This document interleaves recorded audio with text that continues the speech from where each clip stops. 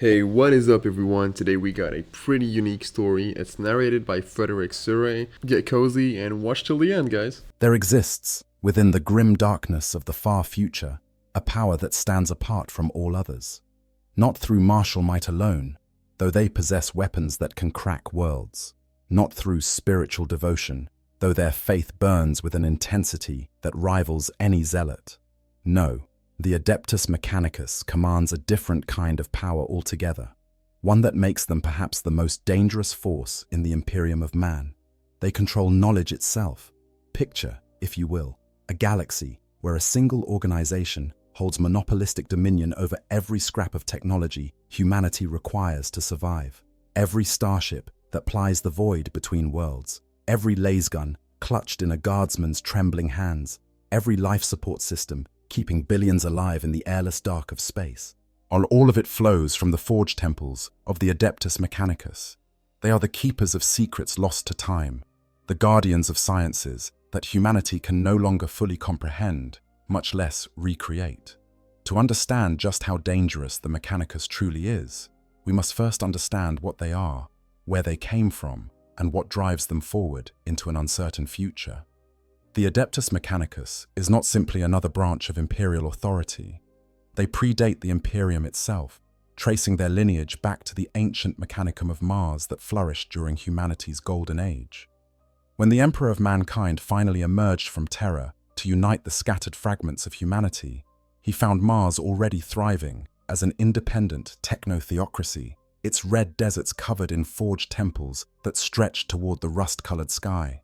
Yet the Treaty of Mars, signed over 10,000 years ago, brought these two powers together not as master and servant, but as something approaching equals.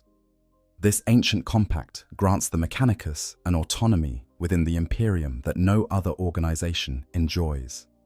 They answer to their own hierarchy, practice their own religion, and maintain their own empire of forge worlds scattered throughout the galaxy. But what makes them truly dangerous is not their political independence or their industrial capacity, impressive as both may be. No, the real danger lies in what they represent, in what they pursue with single-minded devotion.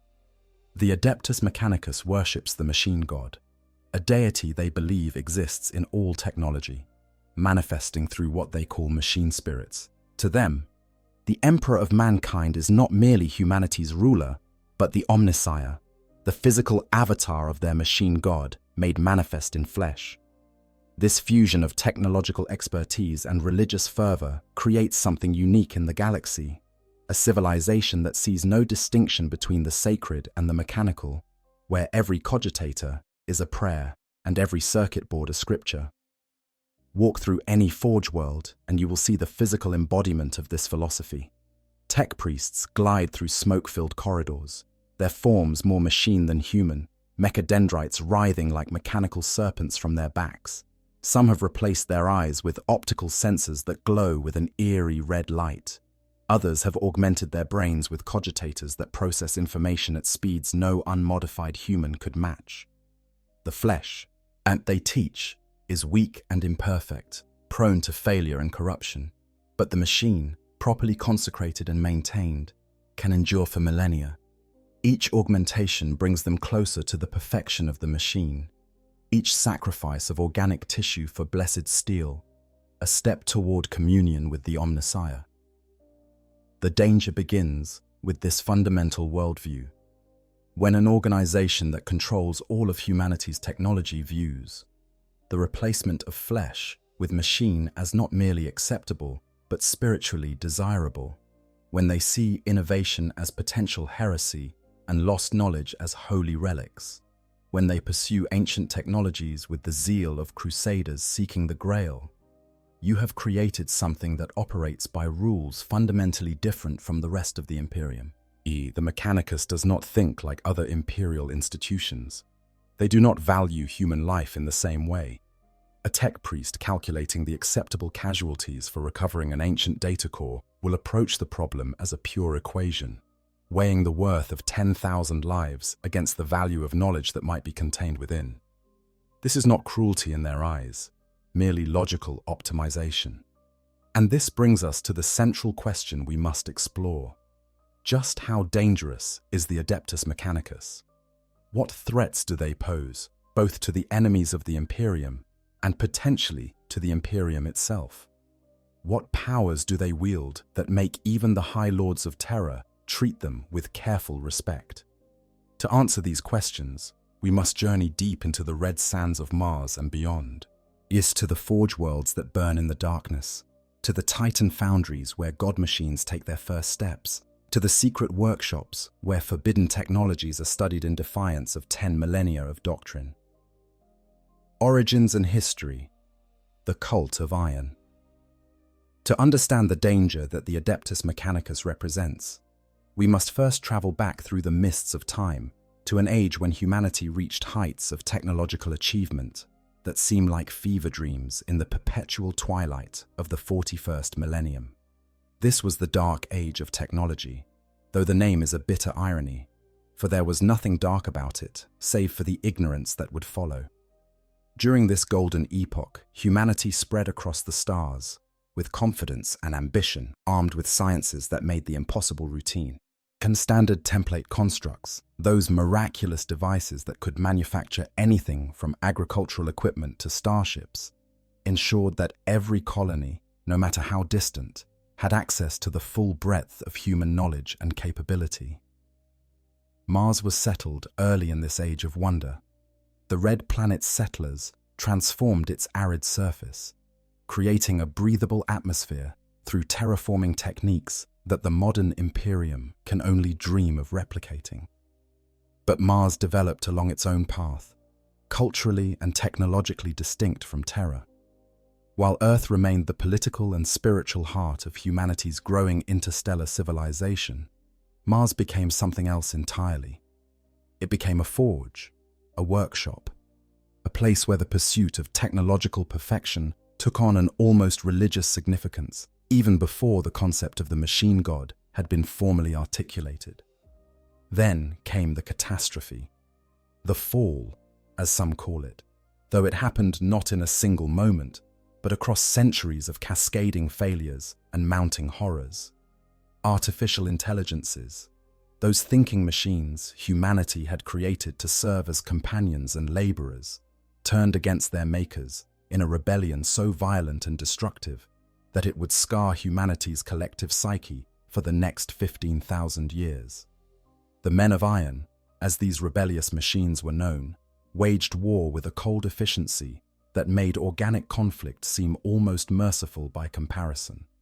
Entire worlds were sterilized. Populations that numbered in the billions were reduced to scattered survivors hiding in ruins. The very technologies that had elevated humanity to godlike heights became instruments of their near annihilation. But the nightmare did not end with the defeat of the Men of Iron. As if the galaxy itself had turned against humanity, warp storms of unprecedented fury erupted across known space, cutting off star systems from one another and making interstellar travel impossible.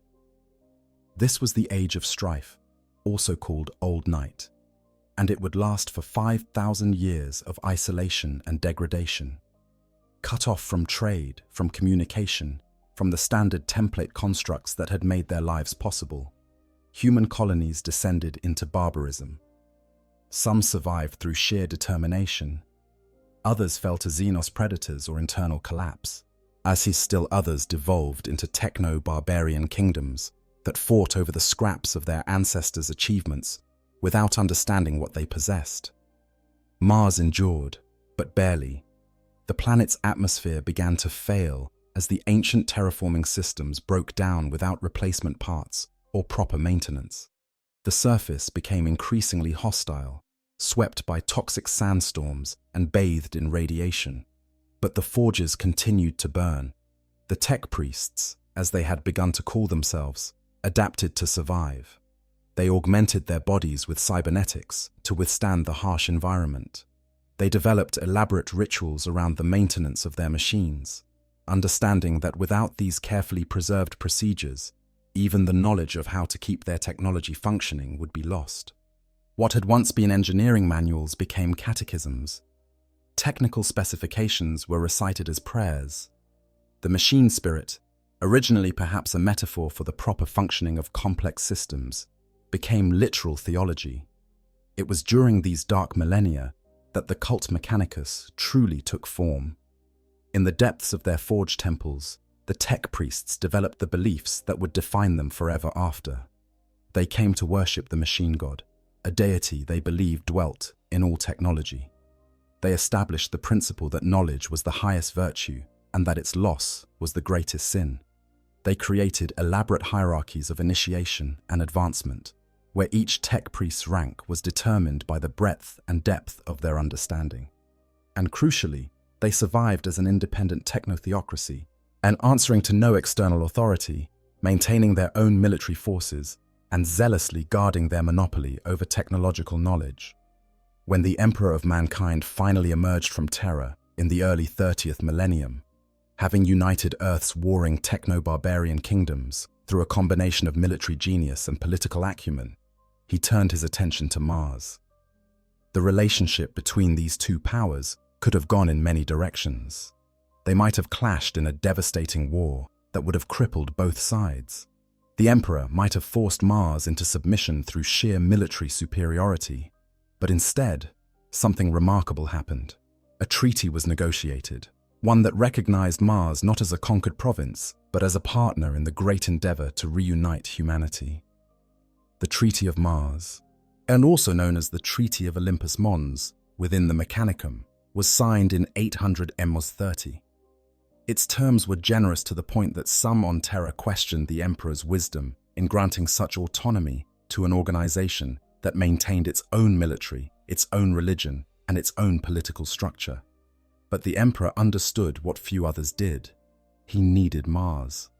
Without the Forge World's industrial capacity, without its knowledge of how to build and maintain the starships that would carry his great crusade across the galaxy, his dreams of reuniting humanity would remain just that, dreams.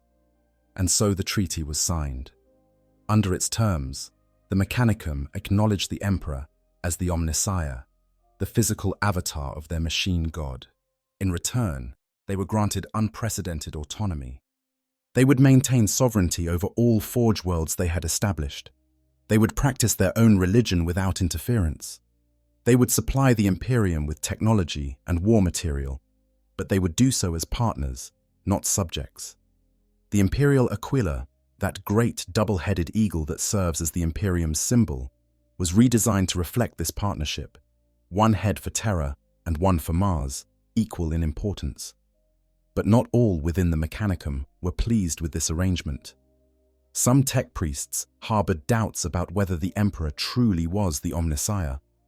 Others chafed at the restrictions he imposed, particularly his absolute prohibition on the development of artificial intelligence. The Emperor knew, though he did not share his full reasoning, that humanity had nearly been destroyed once by thinking machines, and that the temptation to recreate them had to be eliminated at its source. To the more radical elements within the Mechanicum, this seemed like arbitrary restriction of their sacred quest for knowledge. These tensions simmered beneath the surface for decades as the Great Crusade rolled forward. Titan legions marched beside Space Marine legions. Skitarii cohorts fought alongside the Imperial army. Tech priests maintained the vast war machine that conquered world after world, bringing the lost colonies of humanity back into the fold. The partnership seemed to be flourishing. But beneath the surface, resentments were growing, and when War Master Horus turned traitor, taking half the Imperium with him into rebellion, the Mechanicum did not remain unified. The schism of Mars was as brutal as it was inevitable.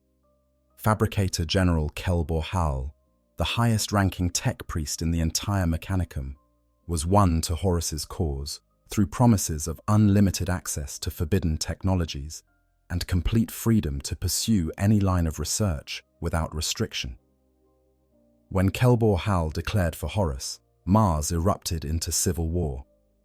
Skitarii cohorts that had fought side by side for decades turned their weapons on one another. Titan legions that had been brothers in arms faced each other across blasted battlefields, god machines dueling in conflicts that scarred the red planet's surface with wounds that remain visible to this day. The Loyalist forces, led by fabricator Locum Kane, were initially outnumbered and outmaneuvered. Kelbor Hull controlled the majority of Mars's military might and had opened the forbidden vaults of Moravec, unleashing technologies that had been sealed away for good reason.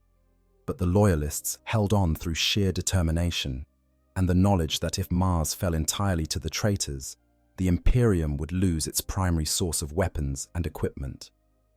The war on Mars became a grinding stalemate, with neither side able to achieve decisive victory.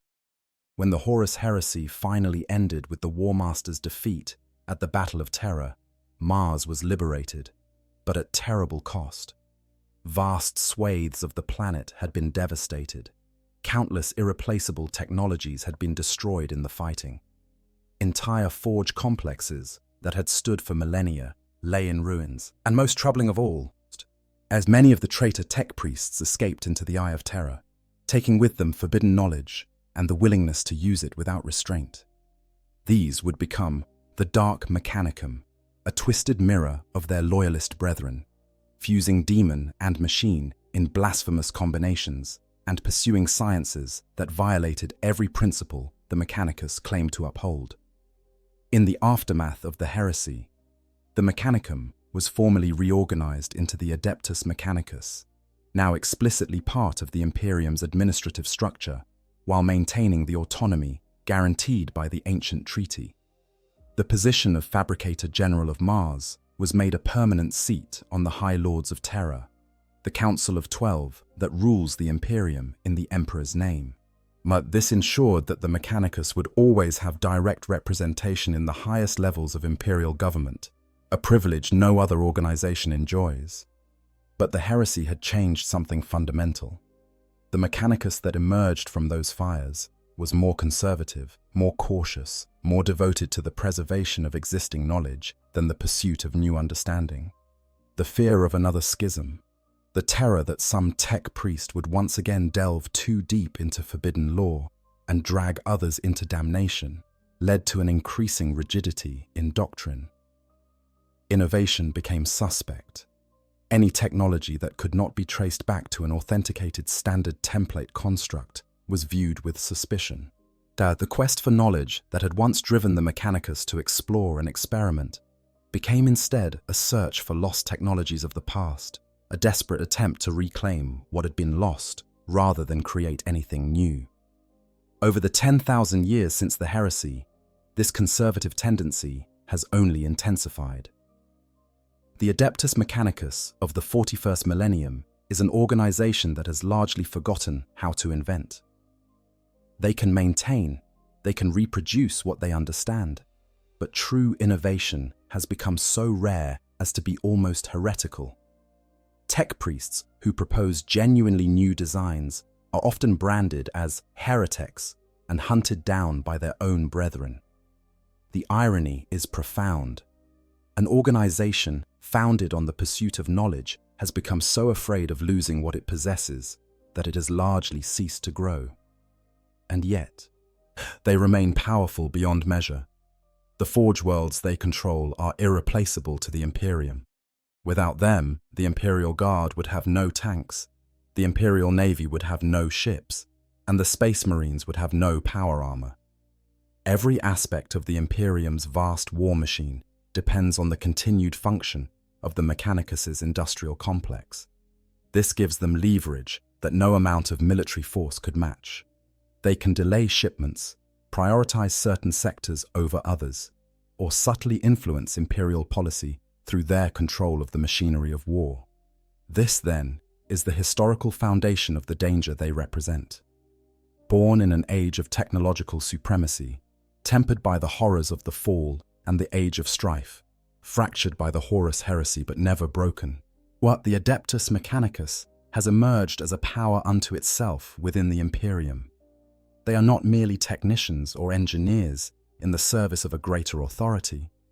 They are priests of a faith that sees technology as divine, warriors who command weapons that can level cities, and politicians who sit at the table where the fate of the galaxy is decided. Their history has made them paranoid, dogmatic, and utterly convinced of their own indispensability. And the terrible truth is that they are right. The hierarchy of knowledge. Within the massive forged temples that dominate every Mechanicus holding, there exists a hierarchy as complex and Byzantine as any noble court, yet built on principles that have nothing to do with birth or favor. In the Adeptus Mechanicus, knowledge is power in the most literal sense imaginable. Your rank, your authority, your very worth as a being is measured by what you know, what you understand, what secrets of the machine have been revealed to you. To ascend through their ranks is to accumulate not honors or titles, but understanding itself. Each promotion a recognition that you have mastered another layer of the mysteries that sustain humanity's technological civilization. At the apex of this towering structure sits the Fabricator General of Mars, the supreme ruler of the cult Mechanicus and master of the Red Planet itself. This individual holds power that few in the Imperium can match. As a permanent member of the Senatorum Imperialis, the High Lords of Terror who govern the Imperium in the God Emperor's name, the Fabricator General speaks with authority that can shape the course of entire crusades.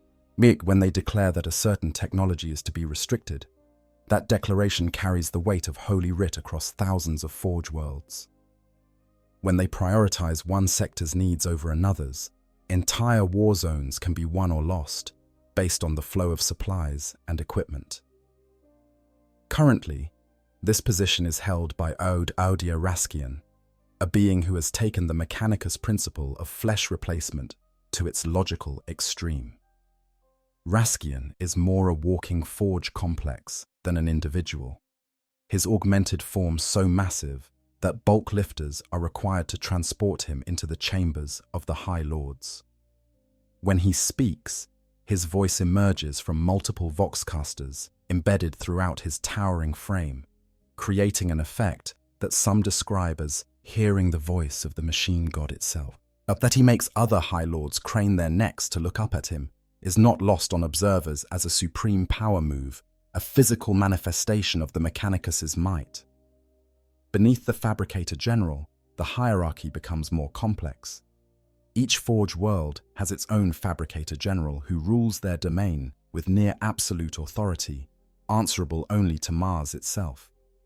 These forge world masters sit atop their own pyramid of tech priests, each commanding resources that would make them powers in their own right were they not bound by ancient oaths to Mars.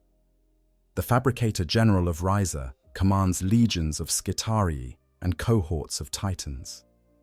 The Fabricator General of Griffone IV, before its fall to Hive Fleet Leviathan, ruled over forge complexes that could produce entire armies in the span of months. Each of these lords maintains careful balancing acts, showing proper deference to Mars while jealously guarding their own prerogatives.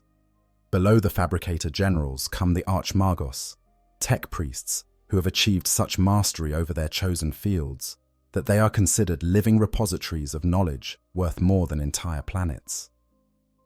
An Archmagos biologist understands the secrets of genetics and biological augmentation to a degree that borders on the miraculous. An Archmagos Dominus commands the military forces of the Mechanicus with a strategic acumen enhanced by cogitators wired directly into their brains.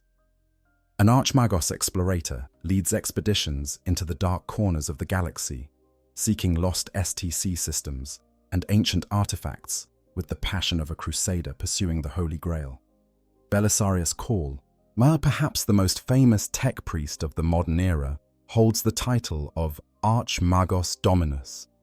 His story exemplifies both the power and the danger inherent in the Mechanicus hierarchy. Over 10,000 years old, having lived since the days of the Horus Heresy, Cawl has accumulated knowledge that few can match. He was entrusted by Robert Guilliman himself with the task of creating the Primaris Space Marines, a project that required understanding the Emperor's own work at a level that bordered on heresy. When Guilliman returned to lead the Imperium in the dark days following the birth of the Great Rift, it was Cawl who had preserved the technological means to resurrect the Primarch. using Aeldari death god powers and his own forbidden sciences in combination. Yet Call is also controversial in the extreme. Many within the Mechanicus view him as a heretic barely tolerated due to Guilliman's protection. He openly pursues innovation, creating new technologies rather than merely rediscovering old ones. He has trafficked with Xenos, studied forbidden artifacts, and perhaps most damningly, created what appears to be a true artificial intelligence in the form of the Call Inferior, a device he claims is not truly sentient, but which many suspect crosses that most forbidden of lines. When Call petitioned Guilliman to make him Fabricator General of Mars, replacing Raskian, the Primarch refused despite recognizing Call's genius. He understood that such an appointment would trigger civil war within the Mechanicus, with conservative factions viewing Call's elevation as an endorsement of heresy. This tension between innovation and orthodoxy runs throughout the Mechanicus hierarchy. Below the Archmagos come the Magos, tech priests who have achieved mastery in more specialized fields. A Magos biologist might understand gene forging and the creation of combat servitors. A Magos metallurgicus knows the secrets of rare metals and exotic alloys. A Magos alchemies studies the transformation of matter at fundamental levels. Each of these specialists guards their knowledge jealously, for in the Mechanicus, information is quite literally currency. A Magos who shares their expertise too freely diminishes their own value. One who hoards knowledge too greedily might find themselves overtaken by ambitious subordinates. The ranks continue downward through various grades of tech priest, each with their own specialized titles and functions. Lex mechanics serve as bureaucrats and data analysts, their enhanced minds processing information with machine-like efficiency. Transmechanics handle transportation and logistics. Electro-priests channel the power of the Omnissiah directly through their bodies, becoming living weapons that crackle with deadly energy. Engineers serve with the Imperial Guard and Imperial Navy, maintaining the vehicles and vessels that keep humanity's military forces operational. At the base of the priesthood are the Engineers, tech priests, who have completed their basic training but not yet specialized in any particular field. These are the tech priests most commonly encountered by outsiders, the ones who accompany Imperial Guard regiments or serve aboard naval vessels. And they perform the essential but unglamorous work of keeping the Imperium's machinery functioning, conducting the rituals of maintenance and speaking the prayers that soothe machine spirits into continued operation. From the outside, their work might seem like simple engineering. To the Mechanicus, every action they take is a sacred duty, every repair a form of worship. Below even the Engineers in the hierarchy, though not technically part of the priesthood, come the Skitarii, the cybernetically enhanced warriors who serve as the Mechanicus's military arm. These are not tech priests, but soldiers, though the distinction becomes blurred by the extensive modifications they undergo.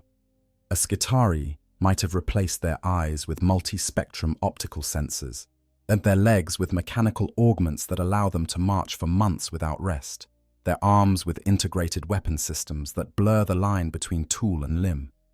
They think and act with machine-like precision, their emotions suppressed by chemical cocktails and neural programming, their loyalty to the Omnissiah burned into their very neurons. At the very bottom of the hierarchy come the servitors, human beings who have been lobotomized and mechanically augmented to serve as living tools. This fate awaits criminals, failed tech priests, and sometimes simply those unfortunate enough to be in the wrong place when the Mechanicus needs more labor units. A servitor has no will of its own, no capacity for independent thought beyond the basic parameters of its programming. It is human flesh repurposed as machinery. The ultimate expression of the Mechanicus principle that the machine is superior to the flesh. To become a servitor is to lose everything that makes you human while retaining just enough biological function to be useful.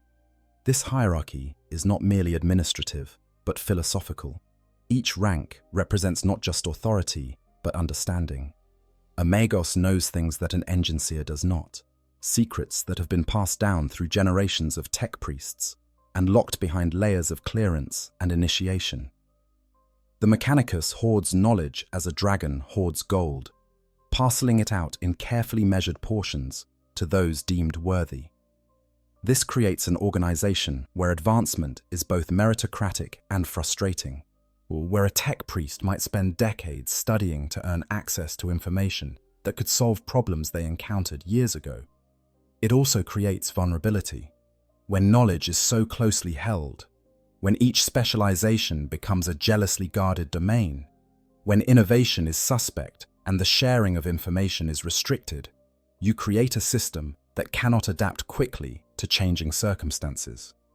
The Mechanicus's hierarchical structure, for all its ancient tradition and careful balance, makes it slow to respond to novel threats.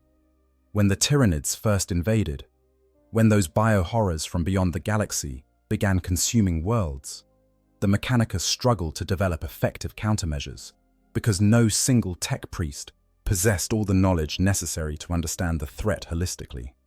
Yet this same structure also grants the Mechanicus tremendous staying power. The hierarchy ensures that knowledge is preserved even when individual tech priests fall.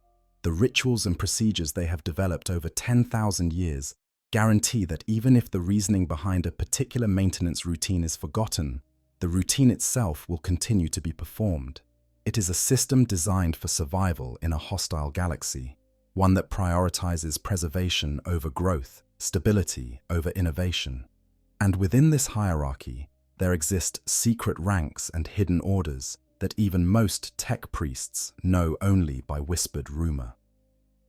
The Lord's Dragon, supposedly an ancient cabal of archmagos, tasked with policing the Mechanicus itself, hunting down heretics and eliminating threats from within. The Order Reductor are masters of siege warfare and the forbidden weapons of a bygone age. The Myrmidon, elite warriors decked in blood-red and black robes, bearing weapons so dangerous that even the Mechanicus restricts their use. These shadowy groups operate beyond the formal hierarchy, their authority deriving not from acknowledged rank, but from ancient charters and terrible necessity.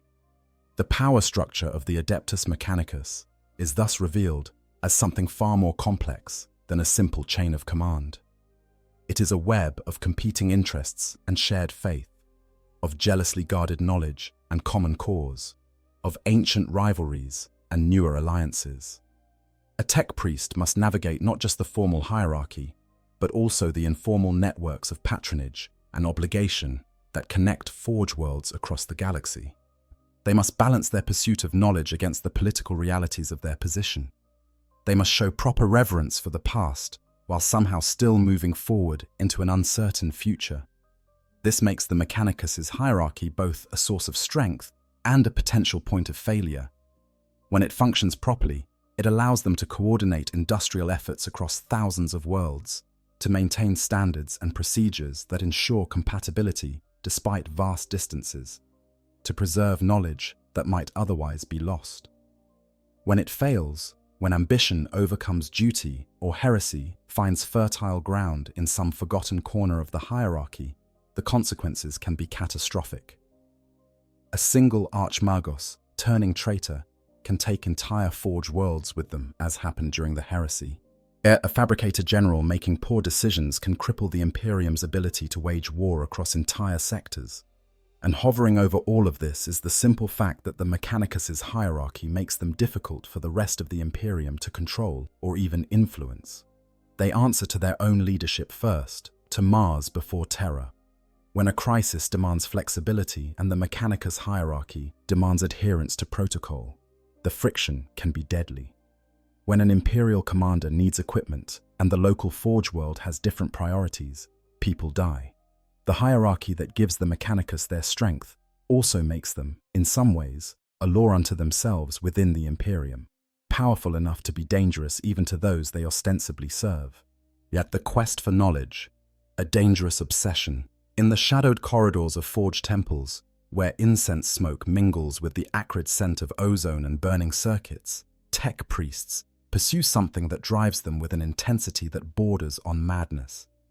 It is not wealth they seek, nor power in any conventional sense, nor even glory in battle, though all these things may come to them. What they seek what they would sacrifice anything to obtain, what motivates their every action and colors their every thought, is knowledge itself. And in the grim darkness of the far future, where understanding has been lost and wisdom has degraded into rote ritual, this quest has become both humanity's greatest hope and perhaps its greatest danger. You know, I've been covering Warhammer lore for quite a while now, and the Mechanicus genuinely fascinates me in ways that other factions don't. There's something deeply unsettling about an organization that's technically on humanity's side but operates with such alien logic. Like, when I was researching this video, I kept coming back to the same thought. The Mechanicus is scarier than most of the Imperium's actual enemies because they're supposed to be helping. At least with Chaos or the Tyranids, you know what you're getting. But the tech priests, they'll calculate what that sacrificing 10,000 people is an acceptable cost for recovering some ancient data core. And they'll do it without hesitation or remorse. Not out of cruelty, just cold mathematics. That's terrifying in a completely different way. And honestly, if I had to choose between facing a Skitarii cohort or a squad of regular Imperial Guard, I'd take the Guard any day. At least humans make mistakes you can exploit. The Mechanicus doesn't do mistakes.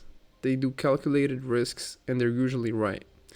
But anyway, let's get back to just how deep this rabbit hole goes. At the heart of this obsession lies the standard template construct, yet a name that provokes something approaching religious ecstasy in those who serve the machine god. These devices, relics of humanity's lost golden age, contain the complete specifications for manufacturing everything from simple farming implements to wonder weapons that can crack open worlds. During the dark age of technology, STCs ensured that every colony ship, every isolated outpost, every distant settlement had access to the full breadth of human achievement. They were, in essence, civilization in a box, everything needed to rebuild from scratch, no matter how far from home you found yourself. But the fall and the age of strife destroyed most of these miraculous devices. Warp storms severed the connections between worlds. Wars reduced thriving colonies to rubble. Time and entropy claimed their toll. But by the time the Imperium emerged from Old Night, complete and functional STCs had become almost impossibly rare. Most that survive are fragments, partial prints containing specifications for a single item, or maybe a handful of related technologies. A complete STC, one containing a full database of Dark Age knowledge, would be the most valuable object in the galaxy. Entire crusades have been launched to recover even the rumor of such a thing. The Mechanicus's entire society revolves around these precious fragments of the past. Every new STC discovery is cause for celebration that can last for years. Tech priests compete ruthlessly for the honor of studying even minor finds. Explorator fleets range across the galaxy, pushing into the most dangerous regions of space, risking demonic incursion and Xenos ambush, all in hopes of finding some forgotten data vault that might contain a print for something humanity has lost.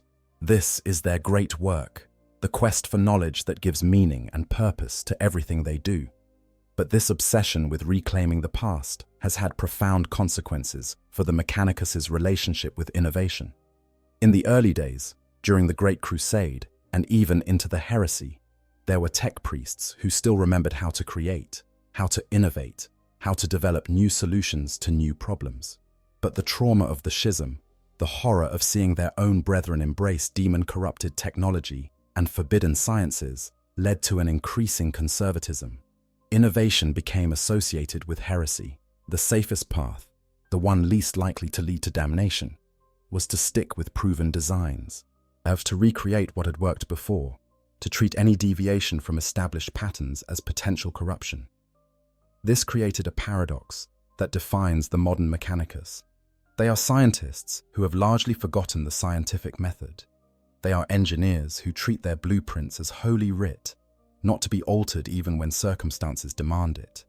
They possess vast libraries of technical data, but they approach this information not as resources to be built upon, but as scripture to be endlessly studied and preserved unchanged. A tech priest who discovers how to improve the efficiency of a plasma reactor by 5% might be branded a heretic for daring to modify a sacred design, even if that modification would save lives and resources. The list of forbidden technologies provides a window into the fears that haunt the Mechanicus. Artificial intelligence stands at the apex of prohibitions, the ultimate heresy that can never be contemplated. The rebellion of the Men of Iron left scars so deep that even 10,000 years later, the mere suggestion of creating true machine intelligence is enough to trigger immediate and violent response. Any device that shows signs of genuine sentience, that makes decisions beyond its programming, that learns and adapts independently, must be destroyed immediately. The fact that the line between a sophisticated machine spirit and true AI becomes increasingly blurred as technology grows more complex only makes the Mechanicus more paranoid about this boundary. But the prohibition on AI represents just one category in a vast catalogue of forbidden knowledge. Technologies that manipulate the warp are restricted, as allowed only to the most trusted and heavily monitored tech priests, and even then only under strict controls. Genetic engineering beyond certain approved parameters is forbidden, though what those parameters are remains deliberately vague. Anything involving demonic possession or corruption is absolutely prohibited, though the Dark Mechanicum has made this their specialty. Xenos technology is theoretically off-limits, though in practice many tech priests study captured alien devices, always with the justification that understanding your enemy's weapons is necessary to defeat them. This creates an environment where curiosity, the very trait that should define a scientist, becomes dangerous. A young tech priest who asks too many questions about why certain procedures must be performed exactly as written, who wonders whether alternative approaches might work better, who shows too much interest in technologies that fall outside approved parameters, such an individual is marked as potentially unreliable. They may be watched by their superiors, their access to sensitive materials restricted, their advancement blocked, and if they persist in their dangerous thinking, if they actually attempt to implement their ideas, they cross the line from tech priest to heretic. The heretic is the nightmare that haunts every forged temple, the mirror image of the loyal tech priest who shows what happens when the quest for knowledge becomes untethered from doctrine. Heretics pursue forbidden technologies with the same passion that orthodox tech priests study approved designs. They experiment, they innovate, they explore paths that the Mechanicus has declared off-limits. Some do so out of genuine scientific curiosity, unable to accept the artificial restrictions placed on their research. Others are seduced by the promises of the Dark Mechanicum, visions of power and understanding beyond anything the hidebound Mars can offer. Still others simply stumble into heresy through ignorance or accident, discovering something they should not have, and being unable to unsee what they have learned. The Dark Mechanicum itself represents the ultimate expression of what happens when the Mechanicus's quest for knowledge is pursued without any moral or practical restraint. These are the tech priests who sided with Horus during the heresy, who fled into the Eye of Terror when the rebellion failed, and who have spent the intervening 10 millennia developing technologies that mock every principle the loyal Mechanicus holds sacred. They fuse demons with machines, creating demon engines that combine the worst aspects of both materium and immaterium. They practice vivisection and experimentation on sentient beings without concern for suffering or consent. They have created abominations like the Obliterators, space marines infected with a techno-organic virus that causes their flesh and armor to merge into a single, horrific whole. But the danger of the quest for knowledge extends beyond the obvious threat of heretics and traitors. Even within the bounds of orthodox practice, the Mechanicus's obsession with recovering lost technology leads them to take risks that any rational analysis would deem unacceptable. But they will dispatch expeditions into the most dangerous regions of the galaxy based on fragmentary evidence that an STC might be present. They will excavate sites that any sensible person would leave sealed, assuming that if something was deliberately buried, there was probably good reason. They will activate ancient technology without fully understanding what it does, simply because the alternative, leaving Dark Age knowledge unstudied, is theologically unacceptable to them. This reckless archaeology has released horrors that the Imperium would have been better off leaving dormant. Necron tomb complexes have been awakened by meddling tech priests looking for archaeotech. Demon-possessed machines have been inadvertently activated by those who did not recognize the signs of warp contamination until too late. Ancient, automated defense systems have slaughtered entire explorator expeditions when those explorers triggered protocols they did not understand. The Mechanicus' motto might as well be, "Knowledge is worth any price," and they have proven time and again their willingness to pay in blood, both their own and others. Yet for all these dangers, for all the obvious risks inherent in treating the recovery of ancient technology as a religious obligation rather than a calculated risk, the quest for knowledge has also yielded genuine benefits for the Imperium. Every recovered STC, even the fragmentary ones, represents capabilities regained. The Lehman Russ battle tank, the Rhino transport, the Baneblade super heavy tank, all of these were originally STC designs, rediscovered through the tireless efforts of explorator fleets. Without the Mechanicus' obsessive search for lost knowledge, the Imperium would be even more technologically impoverished than it already is. And there are tech priests who walk the knife's edge, pursuing innovation while maintaining the appearance of orthodoxy. They justify their experiments as variations on approved designs, interpretation of ancient principles, rather than creation of new ones. They hide their true research behind layers of obfuscation and misdirection, presenting one thing to oversight committees while working on something else entirely in secret. Belisarius Cawl is the most visible example, but there are others scattered throughout the Mechanicus. Individuals who understand that for humanity to survive, it must grow, must innovate, must be willing to move forward as well as recovering the past. The question that haunts any discussion of the Mechanicus' quest for knowledge is whether the risk is worth it. Is the potential gain from recovering ancient technology worth the danger of what might be unleashed in the search?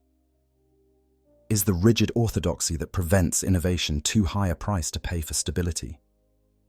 Would humanity be better served by a Mechanicus that embraced experimentation, even knowing that some experiments would end in disaster? There are no easy answers, and the Mechanicus itself is deeply divided on these questions. What is clear is that the quest for knowledge, in its current form, makes the Mechanicus dangerous in ways that extend far beyond their military capabilities. An organization that will risk anything for a chance at recovering lost wisdom is unpredictable. They might support an imperial campaign enthusiastically if it offers them access to interesting archaeological sites. They might refuse to prioritize a strategically vital sector because they're more interested in chasing rumors of an STC on the far side of the galaxy. They might accidentally trigger a catastrophe by activating something that should have remained dormant, and then steadfastly refuse to acknowledge their error, because admitting fault would mean admitting that their quest led them astray. And there is always the danger that the quest will lead them too far, that some faction within the Mechanicus will decide that the restrictions on their research have become intolerable, that they know better than 10,000 years of doctrine what risks are acceptable. While the line between visionary and heretic is thinner than the Mechanicus likes to admit. Today's radical reformer might be tomorrow's traitor, and when that traitor has access to the tools and knowledge that a tech priest of significant rank possesses, the consequences can reshape the fate of worlds. The quest for knowledge that drives the Adeptus Mechanicus is thus revealed as a double-edged blade.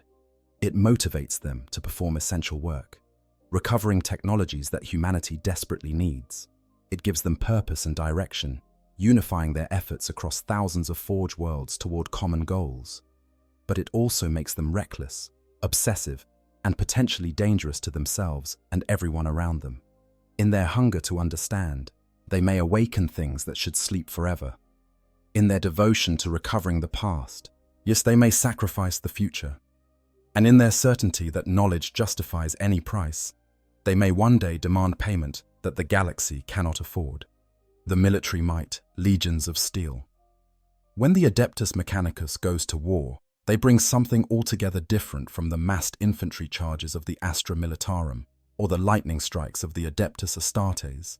What marches from their forged temples is an army that embodies their core philosophy, warrior machines and machine warriors blurring together until the distinction between soldier and weapon becomes meaningless. These are the Scutarii, and to witness them in battle is to see the Mechanicus's vision of warfare made manifest, a vision that is both terrifyingly effective and profoundly inhuman. Yet the creation of a Scutarius begins long before they ever set foot on a battlefield. The Forge worlds maintain massive populations of menial laborers, human beings who toil in the manufactorums and mining complexes that fuel the Mechanicus's industrial capacity. From these billions of workers, the tech priests select candidates based on criteria that vary from Forge world to Forge world. Some choose the strongest and most aggressive, seeking raw physical capability. Others select for intelligence and adaptability. Still others simply take whoever is available when new recruits are needed, processing them in batches like any other resource. What happens to these recruits during their transformation into Scutarii is a process that most Forge worlds keep deliberately obscure. Some elements are consistent across all Forge worlds. Extensive cybernetic modification, obviously, replacing weak flesh with durable machine. Neural programming to suppress fear, doubt, and other emotions that might interfere with combat effectiveness. Chemical treatments to enhance physical capabilities beyond human norms. But the specific techniques, the particular augmentations employed, these vary enormously depending on which Magos oversees the program and what resources are available. On some Forge worlds, Scutarii emerge from the process still recognizably human, their augmentations relatively conservative. Enhanced eyes that can see across multiple spectrums, reinforced skeletal structure to handle the weight of heavy equipment, neural interfaces that allow them to aim their weapons with inhuman precision. Let these Scutarii retain at least some capacity for independent thought and emotion, operating more like highly augmented soldiers than pure machines. On other Forge worlds, the transformation is far more extreme. Scutarii, who have had their legs entirely replaced with mechanical systems that allow them to march for months without rest, crossing terrain that would exhaust or kill normal humans. Warriors whose arms have been removed and replaced with integrated weapon systems, their hands literally gun barrels. Soldiers whose brains have been partially replaced with cogitators, speeding up their reaction times at the cost of their ability to feel much of anything beyond the cold satisfaction of tactical success. The degree of modification often reflects the tactical doctrines of the Forge world that produces them. The Scutarii of Mars, dressed in their iconic crimson robes, tend toward balanced augmentation, preserving enough humanity to allow for tactical flexibility while enhancing their capabilities significantly. Scutarii from Metallica are famous for their aggressive nature, their modifications optimized for close assault and urban warfare. Those from Ryza specialize in the use of plasma weapons, their bodies modified to better withstand the dangerous energies these weapons produce. But regardless of where they come from or how extensively they have been modified, all Scutarii share certain characteristics that make them profoundly dangerous opponents. They feel no fear, their capacity for that emotion chemically suppressed or surgically removed. They do not tire in any normal sense, and able to continue fighting long after exhaustion would have incapacitated a normal human. They fight with perfect discipline, never breaking formation or fleeing even in the face of overwhelming odds. And they are connected, each Scutarius linked through data networks to their fellows and their commanders, allowing for coordination that approaches telepathy. This connectivity transforms Scutarii formations into something more than the sum of their individual members. A cohort of Scutarii rangers advancing across open ground might appear to be individual soldiers, but in truth, they are nodes in a larger system. Each one feeds targeting data to the others, calculating optimal firing solutions and sharing the results instantly. When one Scutarius acquires a target, its squad mates know immediately. can adjust their own aim to concentrate fire before the enemy even realizes they have been marked. When one falls, the others compensate automatically, closing gaps in their formation and redistributing targeting priorities without conscious thought. The weapons they carry reflect the Mechanicus' access to technologies beyond what the Imperial Guard typically employs. The basic Skitarii Ranger carries a galvanic rifle, a weapon that fires self-propelled bullets with internal power sources. These rounds can punch through armor that would stop a normal lasgun bolt, and they continue to spark with electrical energy after impact, cooking their targets from the inside out. Skitarii Vanguard wield radium carbines, weapons that irradiate their targets with each shot, ensuring that even glancing hits become lethal over time as radiation sickness sets in. Heavier weapons available to Skitarii squads range from arc rifles that release devastating electrical discharges to plasma calivers that project bolts of superheated matter. Transuranic arquebuses function as anti-material rifles, using exotic physics to render targets down to their constituent atoms. And these are just the infantry weapons. Skitarii formations also field heavy support units, carrying ordnance that can threaten light vehicles and fortifications. But the true danger of a Skitarii cohort lies not in their equipment, impressive as it is, but in their tactics. They fight with mathematical precision, calculating optimal approaches and firing solutions with the cold efficiency of targeting computers. A Skitarii Alpha, the highest-ranking soldier who leads individual cohorts, coordinates their warriors through direct data link, issuing commands that are more suggestions to an AI than orders to human soldiers. The Skitarii process these commands, calculate their own responses based on current conditions, and execute with mechanical perfection. This makes them remarkably difficult opponents to outmaneuver or surprise. They do not panic when flanked. They do not break when their lines are breached. They simply recalculate, adjust their tactical arrays, and continue prosecuting the battle with the same relentless determination they showed at the start. Fighting Skitarii is like fighting a swarm of insects. If those insects carried weapons powerful enough to kill space marines and thought with the cold rationality of cogitators. Yet the Skitarii represent only one component of the Mechanicus' military power. Supporting them, often fighting alongside them, come stranger units that showcase the Mechanicus' willingness to employ technologies that other imperial institutions would consider suspect, if not outright heretical. The Cataphron battle servitors, for instance, heavy weapons platforms built using lobotomized human remains as their core processing units. These are Skitarii who failed in their duties or suffered injuries too severe for normal recovery. Their organic remains recycled into new forms of service, mounted on tracked lower bodies that give them stability while firing their heavy weapons. Cataphrons advance alongside Skitarii infantry, providing the heavy firepower necessary to crack bunkers and destroy armored vehicles. And more disturbing still are the electro-priests, warriors of the Mechanicus, who channel the power of the machine god directly through their bodies. These tech priests have undergone modifications that would kill normal humans, turning themselves into living capacitors capable of storing and releasing devastating electrical charges. They fight with no armor, save the crackling fields of energy that surround them, no weapons, save their electrified touch. In battle, they advance in packs, chanting hymns to the Omnissiah as arcs of lightning jump between them and anything foolish enough to get close. When they reach the enemy lines, they unleash stored energy in blasts that can reduce ceramite armor to slag and turn organic matter into ash. The Sicarians represent the Mechanicus' answer to infiltration and assassination. These are Skitarii, who have been modified beyond the already extreme standard, their very thought processes adjusted to make them ideal killers. Sicarian infiltrators are scouts and assassins, their forms optimized for stealth and close-quarters combat. Sicarian rust stalkers are pure murder made manifest, equipped with transonic blades that vibrate at frequencies that disrupt molecular bonds. allowing them to slice through armor as if it were paper.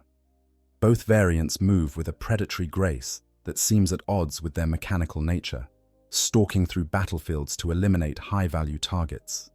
But perhaps the most unsettling units in the Mechanicus's arsenal are the Castellan robots, massive automata that toe the absolute line of what is permissible under the prohibitions on artificial intelligence. But these towering machines are controlled through datasmith tech priests who program them using ancient data wafers that contain specific instruction sets. A Castellan can be set to defend a position, to advance and destroy, or to simply patrol an area, and it will execute these instructions with mechanical precision until reprogrammed.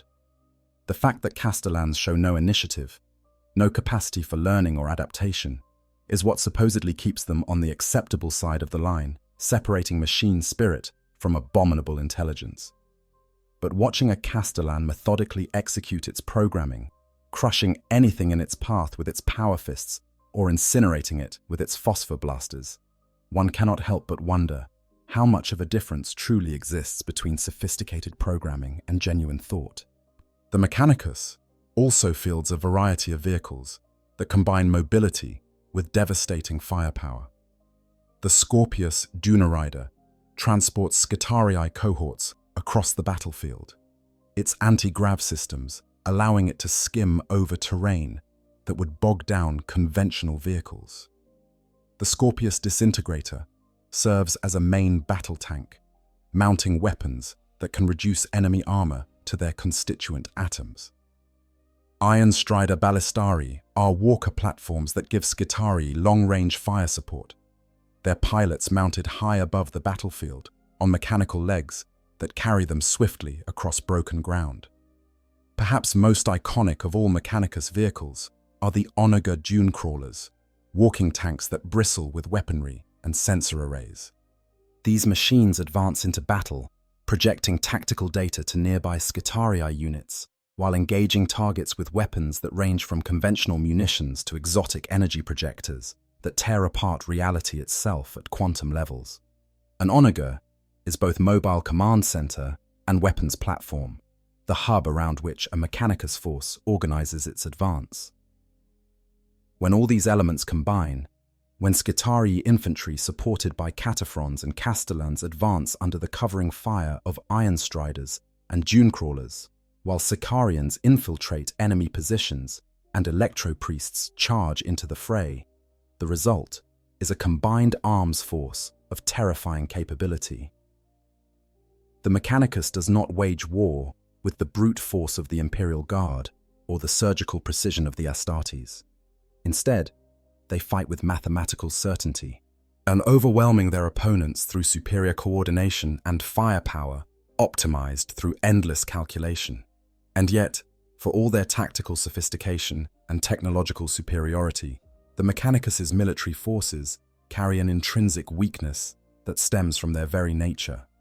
Skitarii are not truly soldiers in the conventional sense. They are programmed weapons, following the directives of their tech priest masters with unwavering obedience. This makes them incredibly reliable when operating within expected parameters, but it also makes them brittle when faced with situations that fall outside their programming. They cannot truly improvise, cannot adapt to radically new circumstances the way a thinking, feeling warrior can. Moreover, every Skitarius, every war machine, every automaton in the Mechanicus's arsenal represents an investment of resources and knowledge that cannot be quickly replaced. A Skitarii cohort destroyed in battle might take decades to reconstitute. A Castellan robot lost to enemy fire represents irreplaceable technology and countless hours of programming and maintenance. The Mechanicus can wage war with terrifying efficiency, but they cannot do so carelessly, cannot spend their warriors as profligately as the Imperial Guard spends its billions of expendable guardsmen. This creates a fundamental tension in how the Mechanicus approaches military operations. They want to preserve their forces, to minimize losses, to calculate acceptable casualty rates with the same precision they bring to all their endeavors. But war is inherently chaotic, resistant to calculation and optimization. The Mechanicus can plan for contingencies, can program responses to expected threats, can optimize their forces for anticipated conditions. But when the unexpected happens, as it inevitably does in war, their carefully constructed battle plans can collapse with startling speed. The military might of the Adeptus Mechanicus is thus both immense and constrained. They can field armies that would overwhelm most conventional opponents, deploy technologies that seem almost magical in their lethality, coordinate operations with precision that approaches precognition. But they are also limited by their very nature, by their reliance on programming over initiative, by their inability to replace losses quickly, by their fundamental misunderstanding of warfare as something that can be reduced to equations and solved through sufficient calculation. Against enemies that fight predictably, that can be modeled and countered through careful analysis, the Mechanicus's forces are devastatingly effective. Against foes that embrace chaos and unpredictability, that refuse to behave according to expected patterns, the cold logic of the Scitarii sometimes proves insufficient. God machines, the Collegia Titanica. But when we speak of the Mechanicus's military might, we cannot stop with their infantry and armored vehicles, impressive as these forces are. For the Adeptus Mechanicus commands weapons that transcend conventional warfare entirely, walking god engines that tower over the battlefield like vengeful deities, each one capable of laying waste to armies or leveling cities. These are the Titans, and they represent both the height of the Mechanicus's power and the clearest demonstration of just how dangerous this organization truly is. A Titan is not merely a large vehicle, not simply a scaled-up tank or walker. To think of them in such terms is to fundamentally misunderstand their nature. Each Titan is a holy relic, a machine whose construction required decades or even centuries of labor by the most skilled artisans the Mechanicus can produce. Each possesses what the tech priests reverently call a machine spirit, an emergent artificial consciousness that arises from the staggering complexity of their systems. This spirit is aware, willful, and often temperamental, capable of refusing to respond to pilots it deems unworthy or lashing out at those who fail to show proper respect. The smallest class of true battle titans, Seth the Warhound, stands approximately 15 meters tall and mounts weapons capable of destroying entire tank squadrons in seconds. Two warhounds working in concert can bring down targets that would require entire companies of conventional forces to defeat. They serve as scouts and hunters, using their relative speed and agility to outmaneuver larger opponents, while their plasma blast guns and Vulcan megabolters reduce fortifications to rubble and enemy formations to scattered corpses. The Reaver Titan, roughly twice the size of a warhound, represents the most common battle titan fielded by the Mechanicus. These war machines stand 30 meters tall and carry enough firepower to reduce a city block to smoking ruins with a single salvo. A Reaver's carapace weapons can engage aircraft and distant targets, while its arm-mounted weaponry focuses on closer threats. Gatling blasters that fire explosive shells the size of small vehicles, laser blasters that can cut through the heaviest armor, apocalypse missile launchers that saturate target areas with warheads. A single Reaver Titan represents more military power than most planetary defense forces can bring to bear. But the Reaver, devastating as it is, pales before the Warlord Titan, the mainstay of Imperial Titan legions. A Warlord stands over 40 meters tall, a mobile fortress that mounts weapons designed to destroy other Titans. These god machines do not merely fight battles, they define them. When a warlord strides onto the field, enemy forces must adapt their entire strategy around its presence or be obliterated. And its void shields, force field barriers that surround the Titan in layers of protective energy, can absorb punishment that would vaporize lesser vehicles. Its weapons include volcano cannons that project beams of superheated matter that can melt through fortress walls, plasma destructors that immolate entire formations with each shot, and bellicosa pattern volcano cannons that can crack open even enemy Titans' armor. Yet even the Warlord is dwarfed by the true monarchs of the battlefield. the Emperor-class Titans. These walking cathedrals of destruction stand over 100 meters tall, so massive that their footfalls register on seismographs kilometers away. An Emperor Titan carries enough weaponry to level entire cities, mounts enough armor to withstand orbital bombardment, and projects void shields so powerful that destroying them requires sustained fire from multiple battle titans.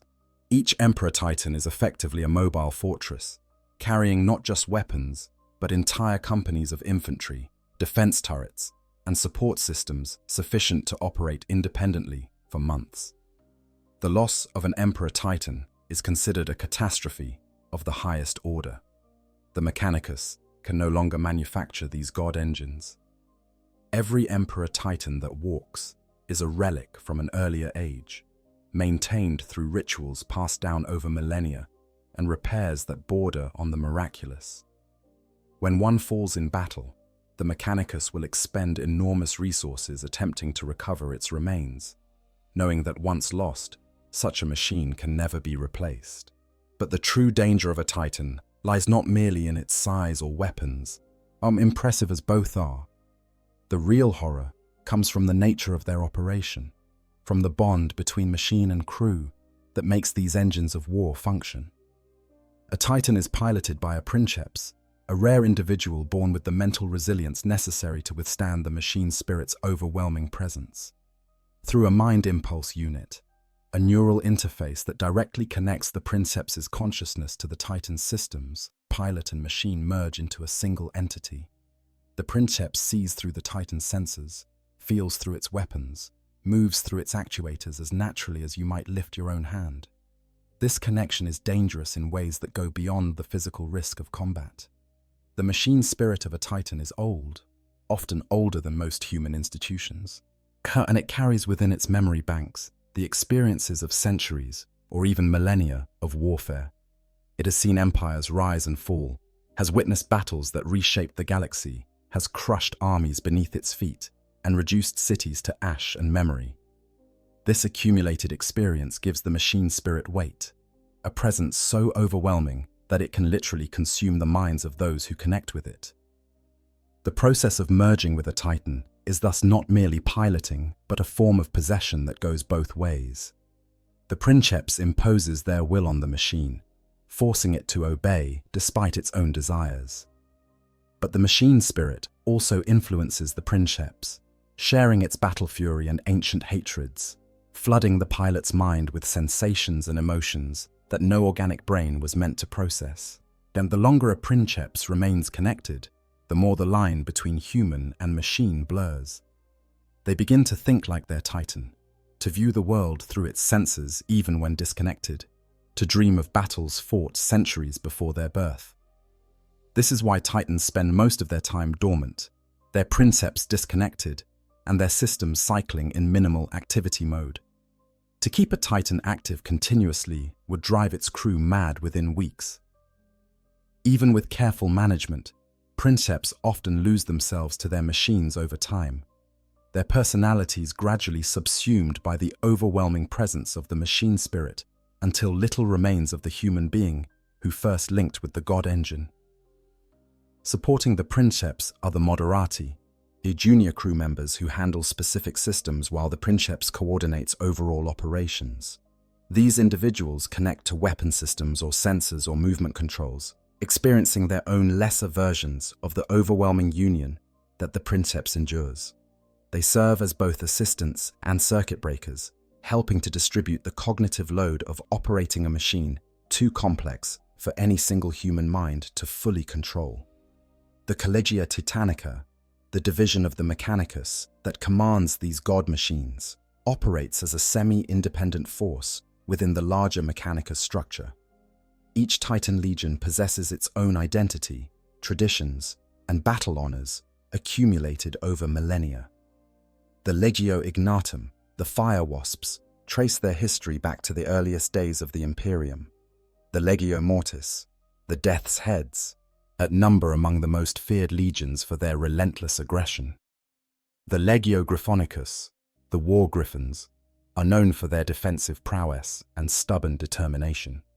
These legions maintain fierce pride in their heritage, and sometimes fierce rivalries with one another, relationships that date back to the Horus Heresy, when brother titans faced each other across battlefields, scarred by their passage. The memory of those conflicts still colors relationships between legions, with some maintaining bonds of honor and mutual respect, while others nurse grudges that have endured for 10,000 years. When a Titan legion goes to war, they bring with them not just the god machines themselves, but entire support structures necessary to keep these massive engines operational. Tech priests and engineers by the hundreds, are responsible for performing the endless rituals and repairs that keep the Titans functional. Skitarii cohorts to provide ground support and secure the Legion's landing sites, supply trains carrying ammunition, reactor fuel, and the myriad spare parts that even the best-maintained Titan will eventually require. A single Titan Legion on campaign represents an undertaking of staggering logistical complexity. The deployment of even a single Titan can reshape the strategic calculus of an entire campaign. Enemy commanders must adapt their plans around its presence or watch their forces be systematically annihilated. A warlord Titan advancing on a position makes that position effectively untenable unless the defenders possess weapons capable of threatening a god machine, and few forces in the galaxy can make that claim. This makes Titans not just weapons but strategic assets, their very presence on a theater changing what is possible. But this same power creates vulnerability. A Titan Legion destroyed in battle represents a loss that cannot be easily replaced. The Mechanicus can build new warhounds, though the process takes years and requires resources that could build hundreds of tanks. But larger Titans, especially the irreplaceable Emperor-class machines, are effectively unique. Lose them, and they are gone forever. Their machine spirits silenced, their crews scattered or dead, their firepower removed from the galaxy permanently. This creates a fundamental tension in the deployment of Titans. The Mechanicus wants to use them, to bring their devastating firepower to bear wherever it is needed most. But they also want to preserve them, as to avoid risking irreplaceable assets in operations where the outcome is uncertain. This tension has led to situations where Titan legions have been withheld from battles where their presence might have been decisive, held in reserve out of fear of loss. It also creates political complications. When a Titan legion is deployed to support an Imperial campaign, questions arise about who has operational authority. Does the campaign commander have the right to order the Titans into situations the legion's Princeps Maximus deems too risky? Can the Mechanicus refuse to deploy their god machines if they judge the strategic situation unfavorable? These questions have no clear answers, and the resulting friction has sometimes led to disasters when coordination broke down at critical moments. The existence of the Collegia Titanica makes the Adeptus Mechanicus dangerous in ways that transcend simple military calculus. They possess weapons that can level cities, destroy armies, and cow entire sectors into compliance. A single Titan Legion can hold a world against invasion. Multiple legions working in concert can prosecute campaigns that would require entire battle fleets and guard armies to accomplish otherwise. This gives the Mechanicus leverage in their dealings with the rest of the Imperium that goes beyond their control of technology and industry. And there is always the dark possibility, rarely spoken but always present, of what would happen if the Mechanicus ever decided to turn those weapons against the Imperium they ostensibly serve. The memory of the Horus Heresy is long. It's the knowledge that Titan fought Titan on Mars while the galaxy burned. That it happened once means it could happen again. What would Terra do if the Fabricator General decided that the Treaty of Mars was no longer acceptable, that the Mechanicus would be better served by independence? The High Lords know the answer. They would burn, crushed beneath the tread of war machines older than their entire civilization. This makes every interaction between the Mechanicus and the rest of the Imperium carry an undercurrent of threat. The Mechanicus does not need to state explicitly that they could destroy Terra if they chose. Everyone knows it. Everyone understands that the god machines that defend the Imperium could just as easily conquer it. And this knowledge colors every negotiation, every dispute over resources or priorities. In every moment when the interests of Mars and the interests of Terra diverge. The Collegia Titanica represents the ultimate expression of the Mechanicus's military power and the clearest illustration of why they are so dangerous. They walk with gods, literally command machines that most humans view with religious awe. They possess firepower sufficient to reshape worlds and knowledge sufficient to keep impossibly complex war engines functioning despite the Imperium's technological decline. And they know, with absolute certainty, that they are irreplaceable, that the Imperium needs them far more than they need the Imperium. This confidence, justified by 10,000 years of history and the presence of weapons that can crack planets, makes them perhaps the most dangerous organization humanity has ever created. That's precisely because they serve humanity's interests while remaining fundamentally independent of humanity's control. Forge worlds, industrial nightmares. To understand the full scope of the Mechanicus's power and the nature of the danger they represent, one must venture to the worlds they claim as their own, the forge worlds scattered throughout the galaxy like industrial cancers consuming everything they touch. These are not merely factories writ large. They are entire planets transformed into machines, their every resource bent toward eternal production, their populations measured not in citizens but in labor units, their very atmospheres poisoned by millennia of unchecked industry. To walk the surface of a forge world is to witness the Mechanicus's vision of paradise. And that vision is a hell of metal and fire that would drive lesser beings mad. Picture Mars itself, the red planet that serves as the heart of the Mechanicus's empire. Once, during humanity's ancient past, Mars was terraformed, given a breathable atmosphere and perhaps even oceans. That world is long dead, consumed by the very industry it was transformed to support. The modern Mars is a wasteland of rust-colored deserts, interrupted by forge complexes that stretch for hundreds of kilometers in every direction. The air is thick with particulates and toxic gases, breathable only through extensive filtration systems. Rivers of industrial runoff flow in place of water, carrying heavy metals and chemical waste toward collection points where they might be refined and reused. The forged temples themselves rise like mountains of metal and stone, their spires reaching toward a sky perpetually stained orange and brown by pollution. Inside these massive structures, billions of workers and servitors labor without rest, producing the weapons and equipment that keep the Imperium fighting. The noise is beyond deafening, a physical presence that pounds against your skull and rattles your bones even through hearing protection. The heat is suffocating, radiating from furnaces and reactors that burn day and night without cessation. And the smell, the unholy combination of burning metal, toxic chemicals, ozone, and the particular stench that comes from processing human remains into servitors, creates an olfactory assault that no outsider ever forgets. Mars, for all its industrial horror, is actually one of the more restrained examples of what a forge world can become. Some forge worlds have taken the principle of total industrialization to extremes that make Mars seem almost habitable by comparison. On Metallica, the entire planet has been stripped of its natural resources, its core excavated for minerals, and its crust dotted with massive boreholes that descend for kilometers into the planet's depths. The world trembles constantly with microquakes as mining operations destabilize what remains of its geological structure. Its atmosphere is so toxic that even with filtration systems, prolonged exposure causes mutation and death. But the forges of Metallica continue to burn, producing weapons for the Imperium, even as the world they consume slowly dies beneath them. Riser represents a different sort of nightmare, a forge world that specializes in plasma technology. Thus, the energy requirements for plasma weapon manufacture are staggering, and Riser feeds those requirements by tapping directly into its planet's geothermal energy.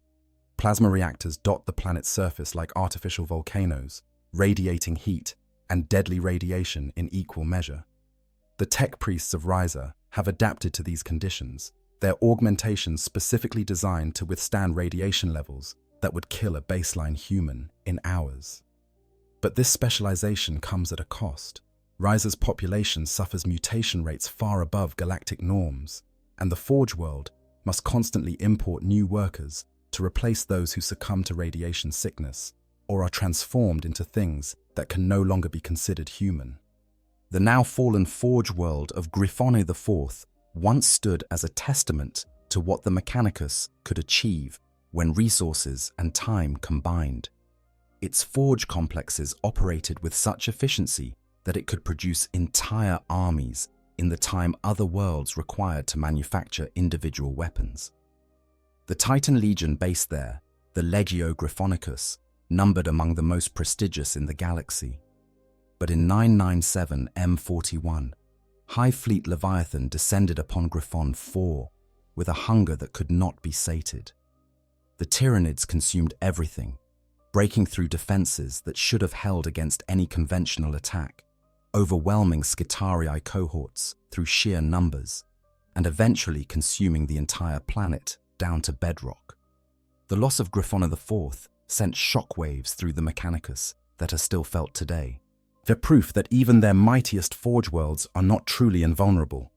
Every forge world, regardless of its specific focus or degree of industrialization, shares certain characteristics that speak to the Mechanicus's fundamental worldview. The populations are stratified in ways that make other imperial hierarchies seem egalitarian. At the bottom labor the menials, unaugmented or barely augmented humans who perform the simplest and most dangerous tasks. Their life expectancy is measured in years, their value calculated purely in terms of productivity, their deaths mourned only in terms of the slight inefficiency created by having to train replacements. Above the menials come the more skilled workers, those who have proven valuable enough to receive their first cybernetic enhancements.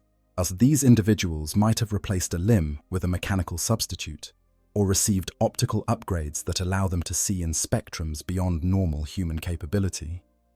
With these augmentations comes a slight elevation in status, enough that they might survive to middle age rather than dying young from exposure to toxins or industrial accidents. The Skitarii are drawn from this class, selected for transformation into the warrior servants of the Omnissiah. To become Skitarii represents upward mobility on a forge world, a chance to escape the manufactorums and serve in a capacity that, if still dangerous, at least carries a measure of honor.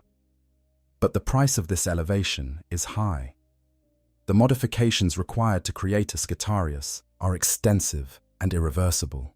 Once the transformation begins, there is no going back to civilian life. You are Skitarii until you die in battle, or are recycled into servitor components. Above even the Skitarii in the social hierarchy come the tech priests themselves, who rule forge worlds as hereditary aristocracies in all but name. The priesthood recruits from those who show particular aptitude for understanding technology, subjecting them to tests that can last for years and filter out all but the most capable. Those who pass earn the right to begin their training as engine seers, the lowest rank of the true priesthood, and from there, if they prove themselves worthy, they might advance through the ranks over decades or centuries. Life on a forge world is not merely harsh, but deliberately dehumanizing, a constant assault on the very concept of human dignity in favor of productivity and efficiency.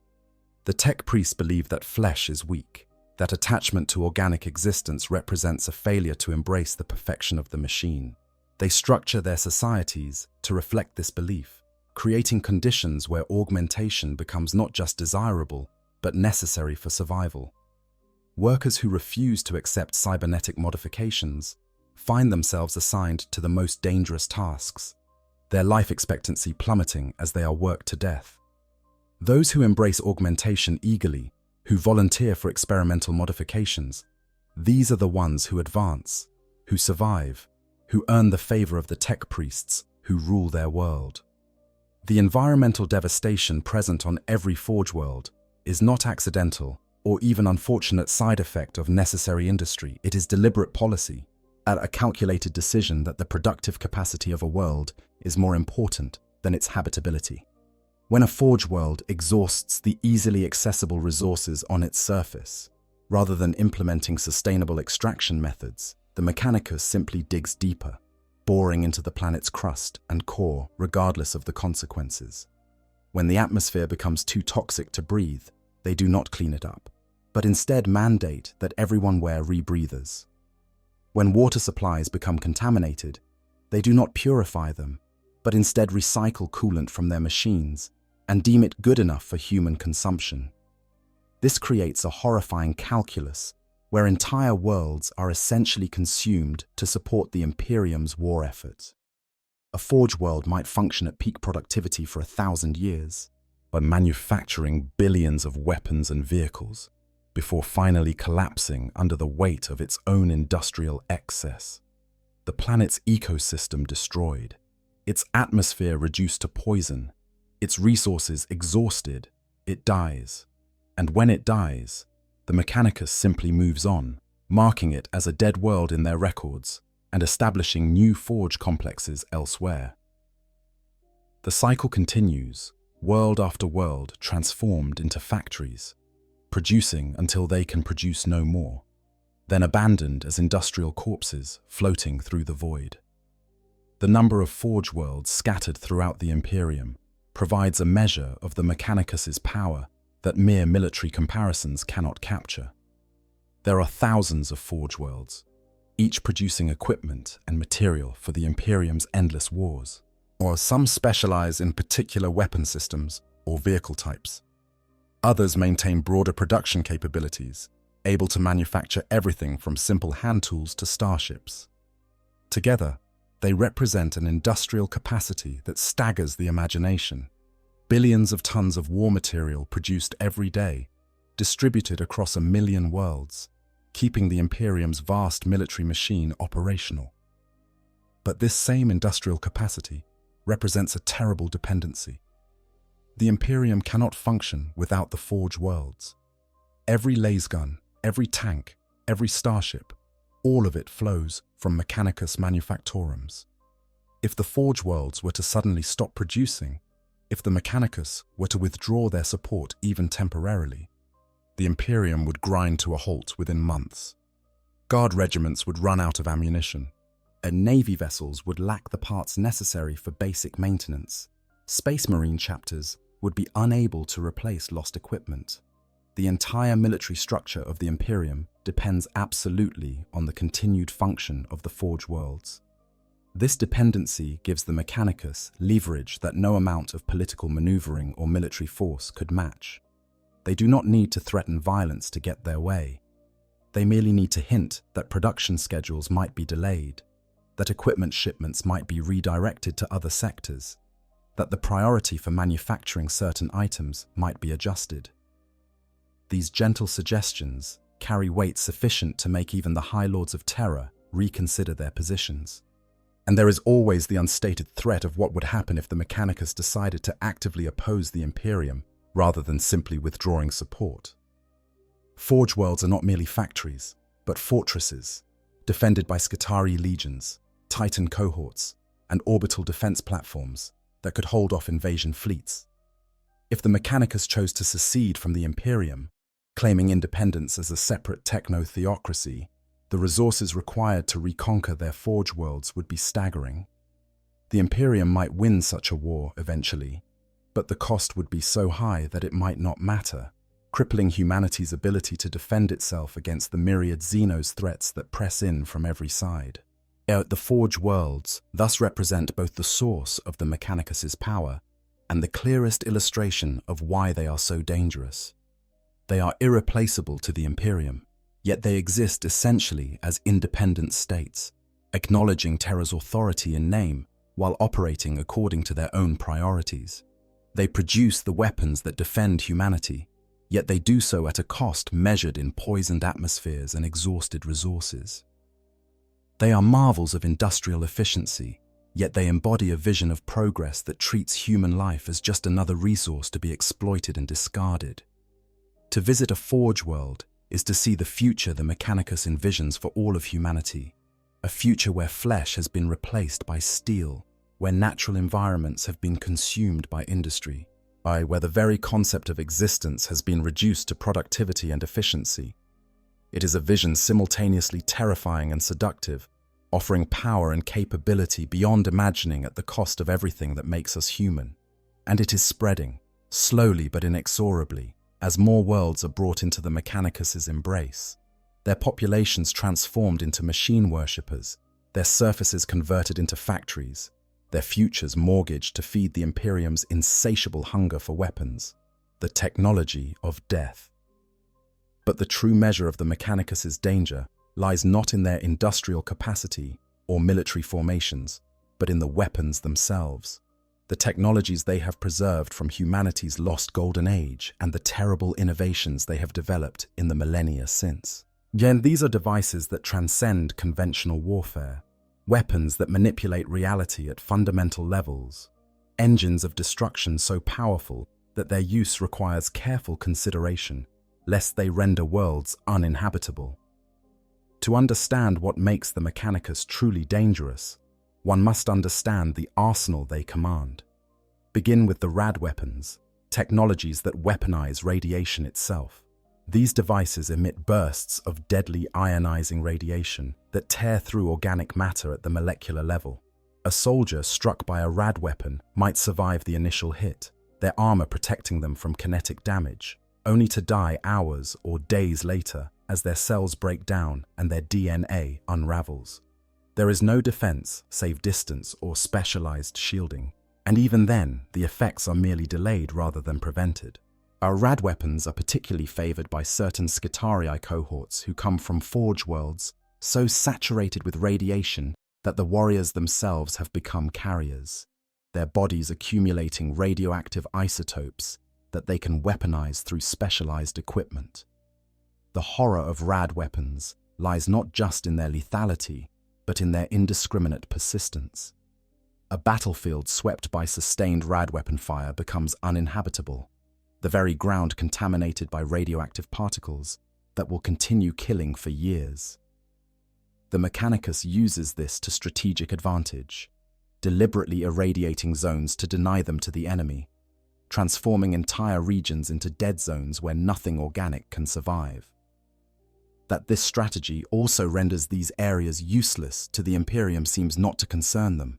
As better a dead world than one in enemy hands is the prevailing logic.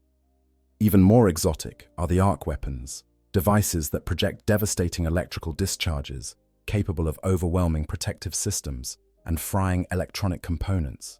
An arc rifle can disable a vehicle's systems with a single shot, leaving it dead on the battlefield, even if its armor remains intact.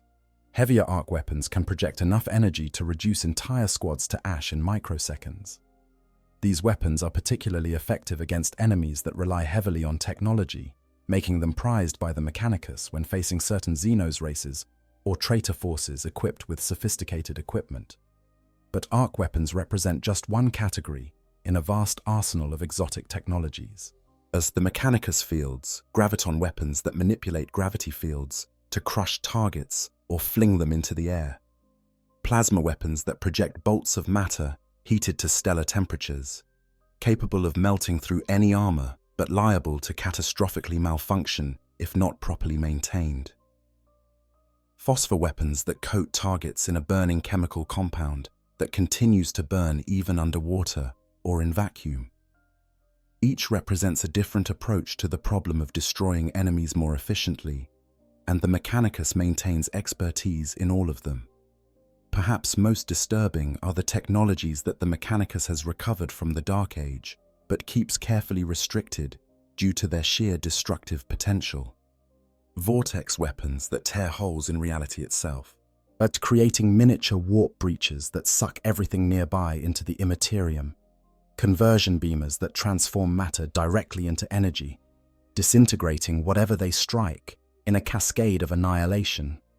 Disintegration weapons that reduce targets to their constituent atoms through esoteric physical processes that even the tech priests no longer fully understand. These archaeotech weapons are rarely deployed, considered too dangerous or too precious to risk in all but the most critical situations. But their existence demonstrates the heights of destructive capability that humanity once achieved, capabilities that make modern imperial weapons seem crude by comparison.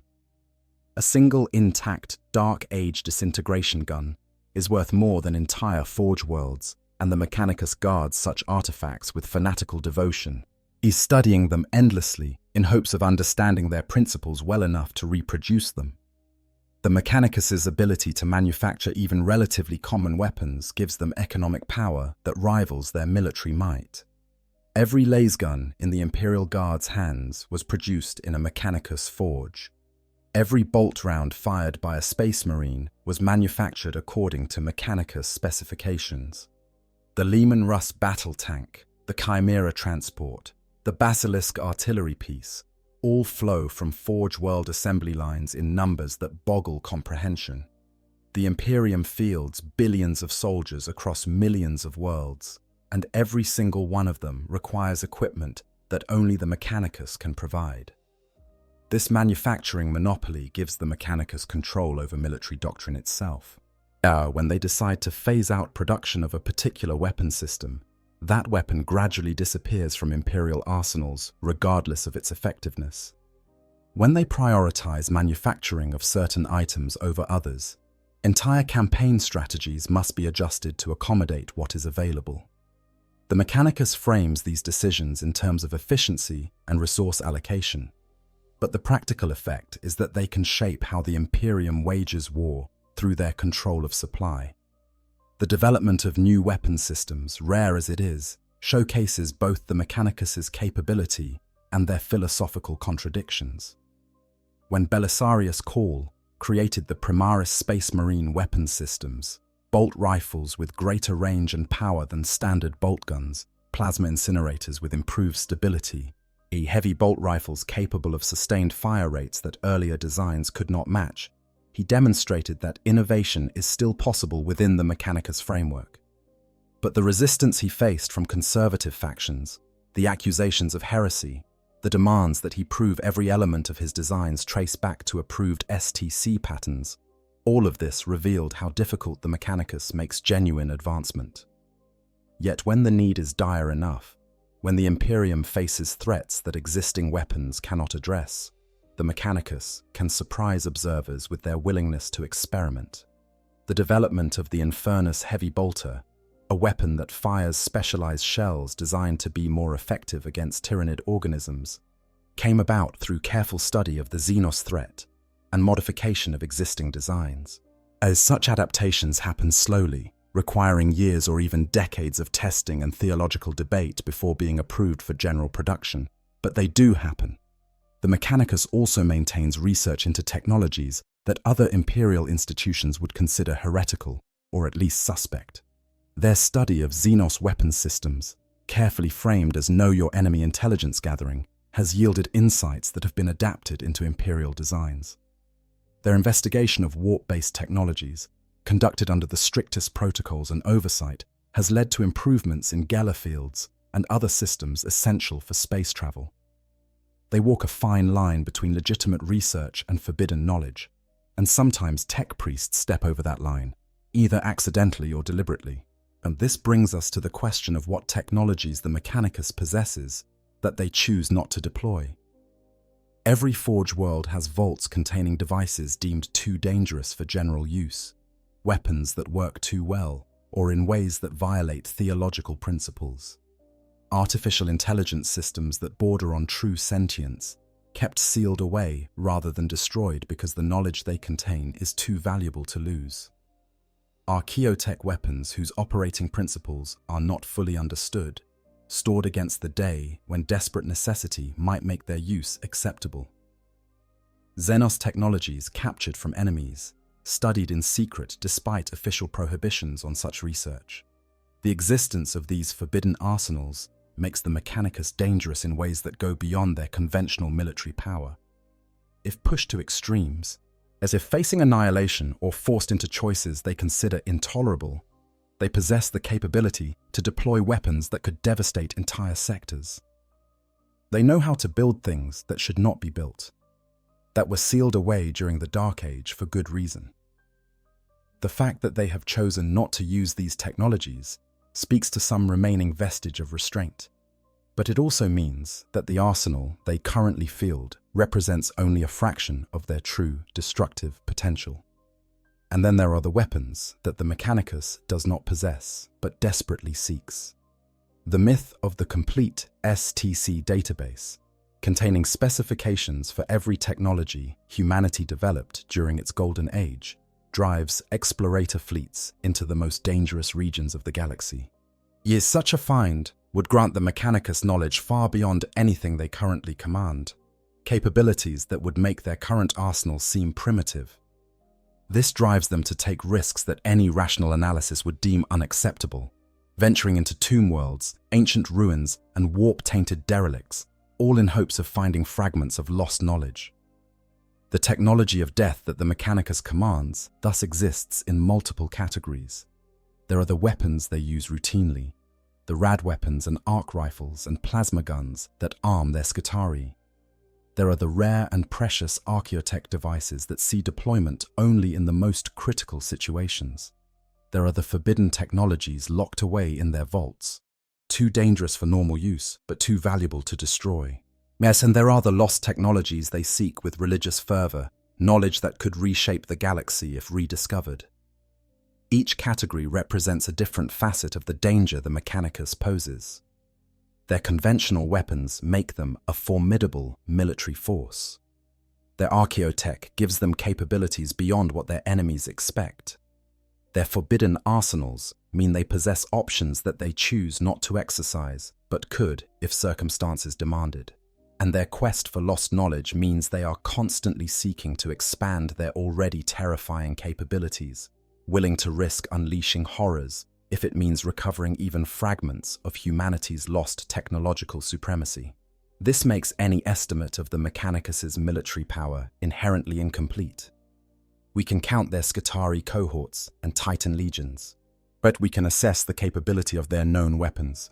But we cannot fully account for what they keep hidden, for the devices they have chosen not to reveal, for the technologies they are actively seeking but have not yet found. The arsenal they have displayed is merely the tip of a much larger and more dangerous whole, and the fact that they have been relatively restrained in its deployment should not blind us to the reality that they possess the means to wage war at scales that would terrify the rest of the Imperium if fully revealed. Political power and influence.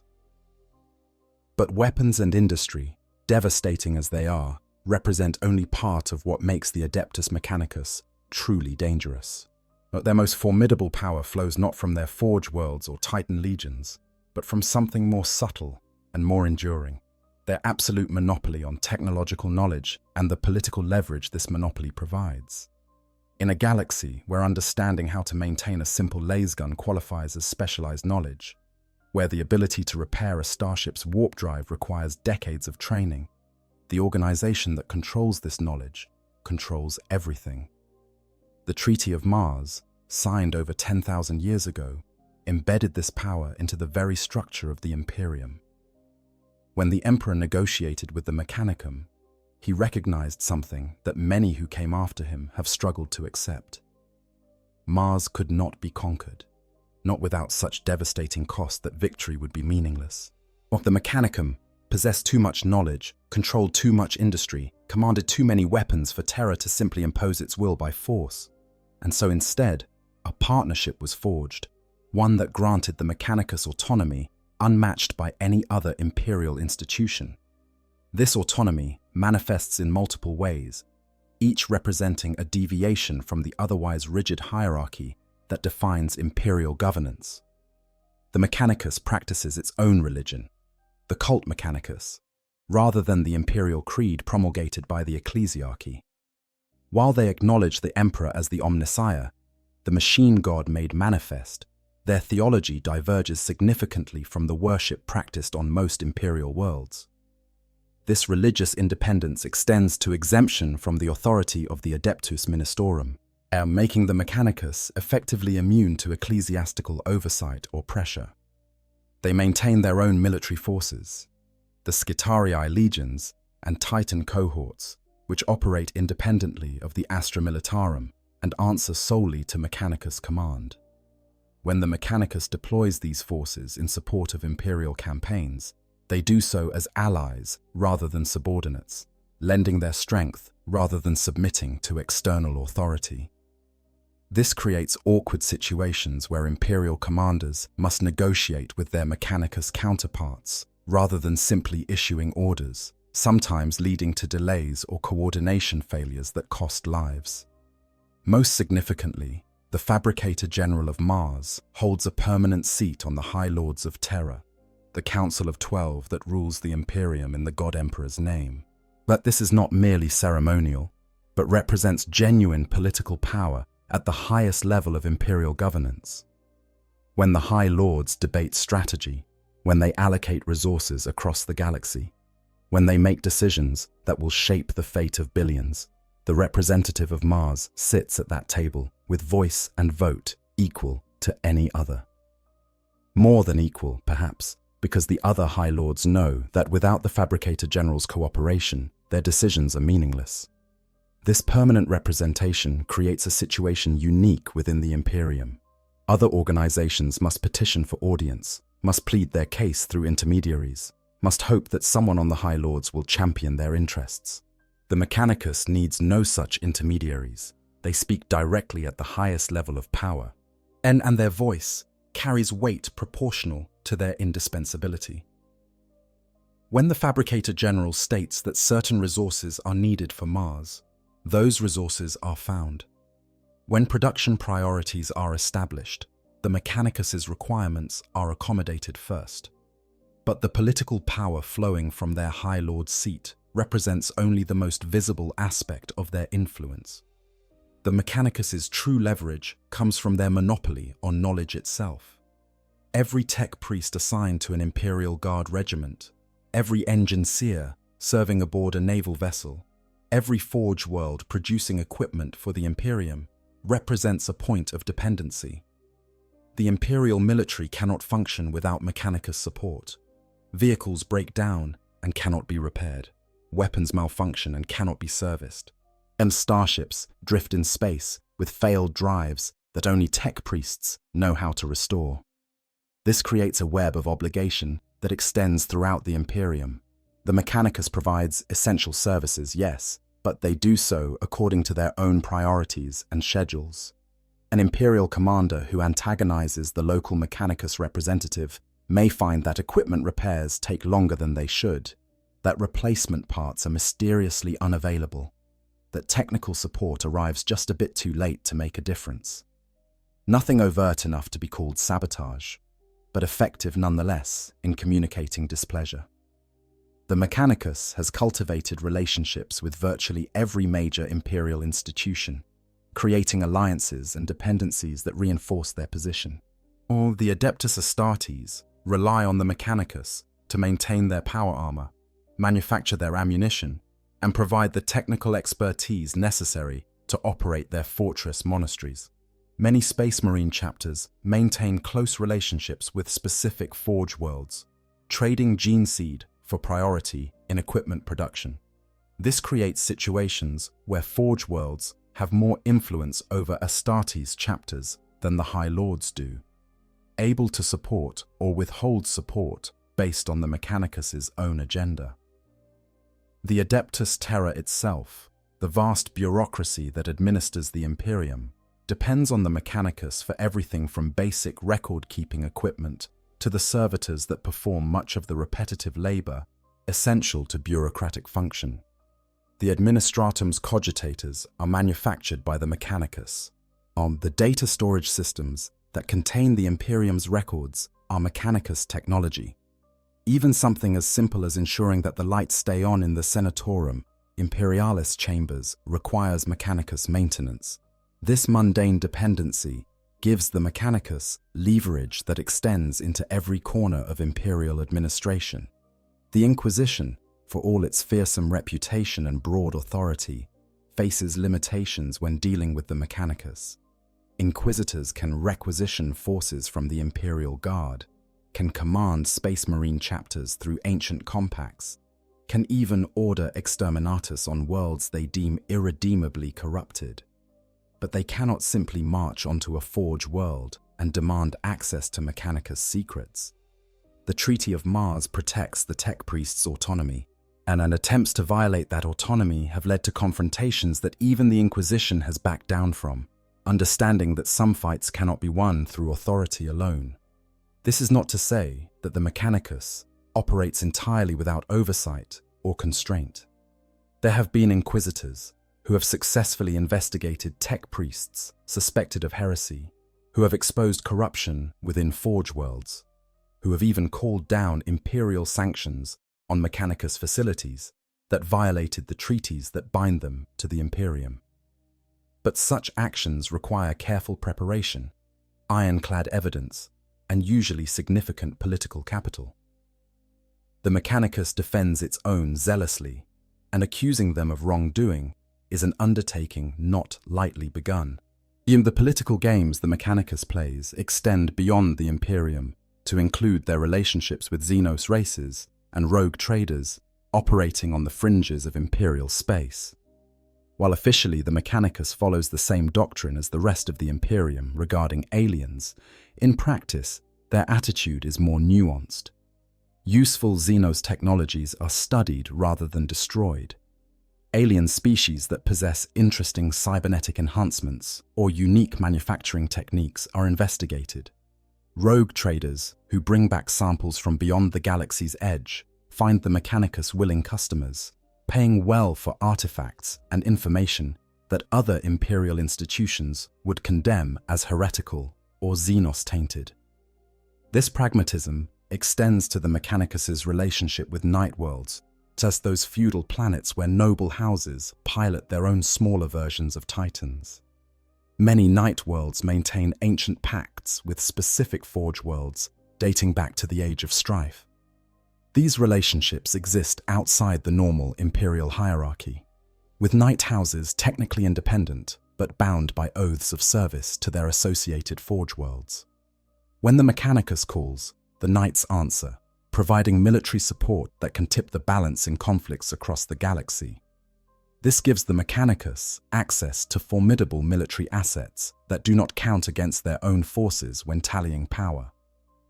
The birth of the Great Rift and the subsequent age of the Dark Imperium has both challenged and enhanced the Mechanicus's political position. Many Forge worlds found themselves cut off from Mars, isolated in the dark half of the galaxy where warp travel became nearly impossible. Some of these worlds declared independence, using the chaos as excuse to break free from Martian authority. Others were besieged by forces of chaos or Xenos invasions, their cries for aid going unanswered due to the impossibility of warp travel. The fragmentation of the Mechanicus's empire within an empire weakened them in absolute terms, while simultaneously forcing them to prioritize their remaining holdings more carefully. Yet this same crisis demonstrated their indispensability. As the Imperium reeled from the rift's opening, as whole sectors went dark and billions died in the initial catastrophe, the Mechanicus's ability to maintain production became even more critical. The Indomitus Crusade that Reboot Guilliman launched to stabilize the Imperium relied absolutely on Mechanicus support. Every Primaris Space Marine who reinforced the chapters wore armor forged on Mechanicus worlds. Every ship that carried these reinforcements to beleaguered sectors depended on Mechanicus-maintained warp drives. The crisis made the Imperium more dependent on the Mechanicus, not less. Guilliman's return has complicated the political landscape in ways that the Mechanicus is still processing. The Lord Commander of the Imperium possesses authority that even the High Lords must acknowledge, and he has not hesitated to use it to override decisions he considers counterproductive. But even Guilliman must navigate carefully around the Mechanicus. His relationship with Belisarius Cawl demonstrates both the potential and the limits of his power. He can elevate individuals like Cawl to positions of influence, but he cannot force the Mechanicus as a whole to accept reforms they consider heretical. When Cawl requested appointment as Fabricator General, Guilliman refused, despite recognizing the Archmagos's genius, understanding that such an appointment would trigger civil war within the Mechanicus. This illustrates a fundamental truth about the Mechanicus's political power. It is both immense and fragile. They can resist pressure from virtually any imperial institution through their monopoly on technology and knowledge, but they remain dependent on the broader Imperium for resources, for populations to convert into Skitarii and servitors, for the endless wars that create demand for their products. They need the Imperium as much as the Imperium needs them, creating a relationship that is both symbiotic and tension-filled, where neither side can truly control the other, but neither can afford to let the relationship collapse. The danger this represents to the Imperium is subtle but profound. An organization that possesses this much independence, while being this deeply embedded in imperial structures, operates essentially as a state within a state. Their interests align with the Imperium's most of the time, but when they diverge, when the Mechanicus decides that their priorities should take precedence over broader imperial concerns, there is remarkably little anyone can do to force compliance. The Mechanicus can slow-walk production, redirect resources, and claim technical limitations, all while maintaining the appearance of cooperation. And because they control the knowledge necessary to verify their claims, challenges to their assertions can be dismissed as ignorance of technical realities. This makes the Mechanicus perhaps the most dangerous organization in the Imperium, not despite their political power, but because of it. They are powerful enough to operate independently, yet integrated deeply enough into imperial structures that removing them would be impossible without destroying the Imperium itself. They are indispensable allies who could, if circumstances or ambitions shifted, become existential threats. And they know this, understand their own importance with perfect clarity, and use that understanding to maintain and expand their influence across a galaxy that desperately needs what only they can provide. Notable figures, masters of the machine. In an organization as vast and hierarchical as the Adeptus Mechanicus, individual personalities often become subsumed into the collective will of the priesthood. The ideal tech priest, after all, is more machine than human, their emotions suppressed, their individuality replaced by devotion to the quest for knowledge and the machine god. Yet despite this cultural pressure toward conformity, certain individuals emerge whose genius or ambition or sheer force of personality cannot be contained. These notable figures shape not just the Mechanicus, but the wider Imperium, their decisions and discoveries rippling across the galaxy in ways that few others can match. But we must begin with Belisarius Cawl, the most controversial and perhaps most brilliant tech priest of the modern era. His story defies easy categorization, spanning over 10,000 years and encompassing achievements that would make him a legend in any age. But to understand Cawl is to understand the fundamental tension within the Mechanicus between the quest for knowledge and the dictates of dogma. Cawl was already an accomplished tech priest during the Horus Heresy, having studied at multiple Forge worlds and accumulated expertise in fields ranging from biology to weapons development. When Reboot Guilliman tasked him with creating the means to produce enhanced space marines, what would eventually become the Primaris project, Cawl embarked on a research program that would last 10 millennia. He worked in secret, and knowing that what he was doing skirted the very boundaries of heresy, modifying the Emperor's own work on the Space Marine genetic template. That he succeeded, that he produced warriors superior to even the firstborn Astartes, speaks to his genius. But Cawl's innovations extend far beyond the Primaris project. He developed new weapon systems, improved vehicle designs, created technologies that the Mechanicus had not seen in millennia. His Cawl Inferior, an artificial intelligence disguised as something less, represents perhaps his most audacious creation. Officially described as a complex cogitator array programmed with Cawl's knowledge, the device displays characteristics that strongly suggest genuine sentience. That Guilliman himself harbors suspicions about the Cawl Inferior's true nature, but tolerates its existence, speaks to both Cawl's indispensability and the Primarch's pragmatism. Yet Cawl is hated by many within his own priesthood. Conservative factions view him as a heretic, barely tolerated due to Guilliman's protection. They point to his willingness to study Xenos technology, his casual disregard for established protocols, his insistence that innovation is not only permissible but necessary. When Call openly petitioned to become Fabricator General of Mars, proposing to replace the conservative Udia Raskian, he touched off debates that continue to rage within the Mechanicus. Is innovation heresy or salvation? Should the Mechanicus remain bound by 10,000 years of dogma or embrace the risk of moving forward? Or Call embodies one answer to these questions, and many within the priesthood find that answer terrifying. Udia Raskian himself represents the other side of this divide. The current Fabricator General has taken the Mechanicus principle of replacing flesh with machine to an extreme that makes even other tech priests uncomfortable. His form is more mobile forge complex than human being, so massive that specialized lifters are required to transport him. When he speaks at sessions of the High Lords, his voice emerges from multiple voxcasters distributed throughout his immense frame, and he literally towers over the other council members, a physical manifestation of the Mechanicus's power and otherness. Raskian's politics are deeply conservative, which is perhaps unsurprising given that he owes his position partly to opposition from traditionalist factions to more reform-minded candidates.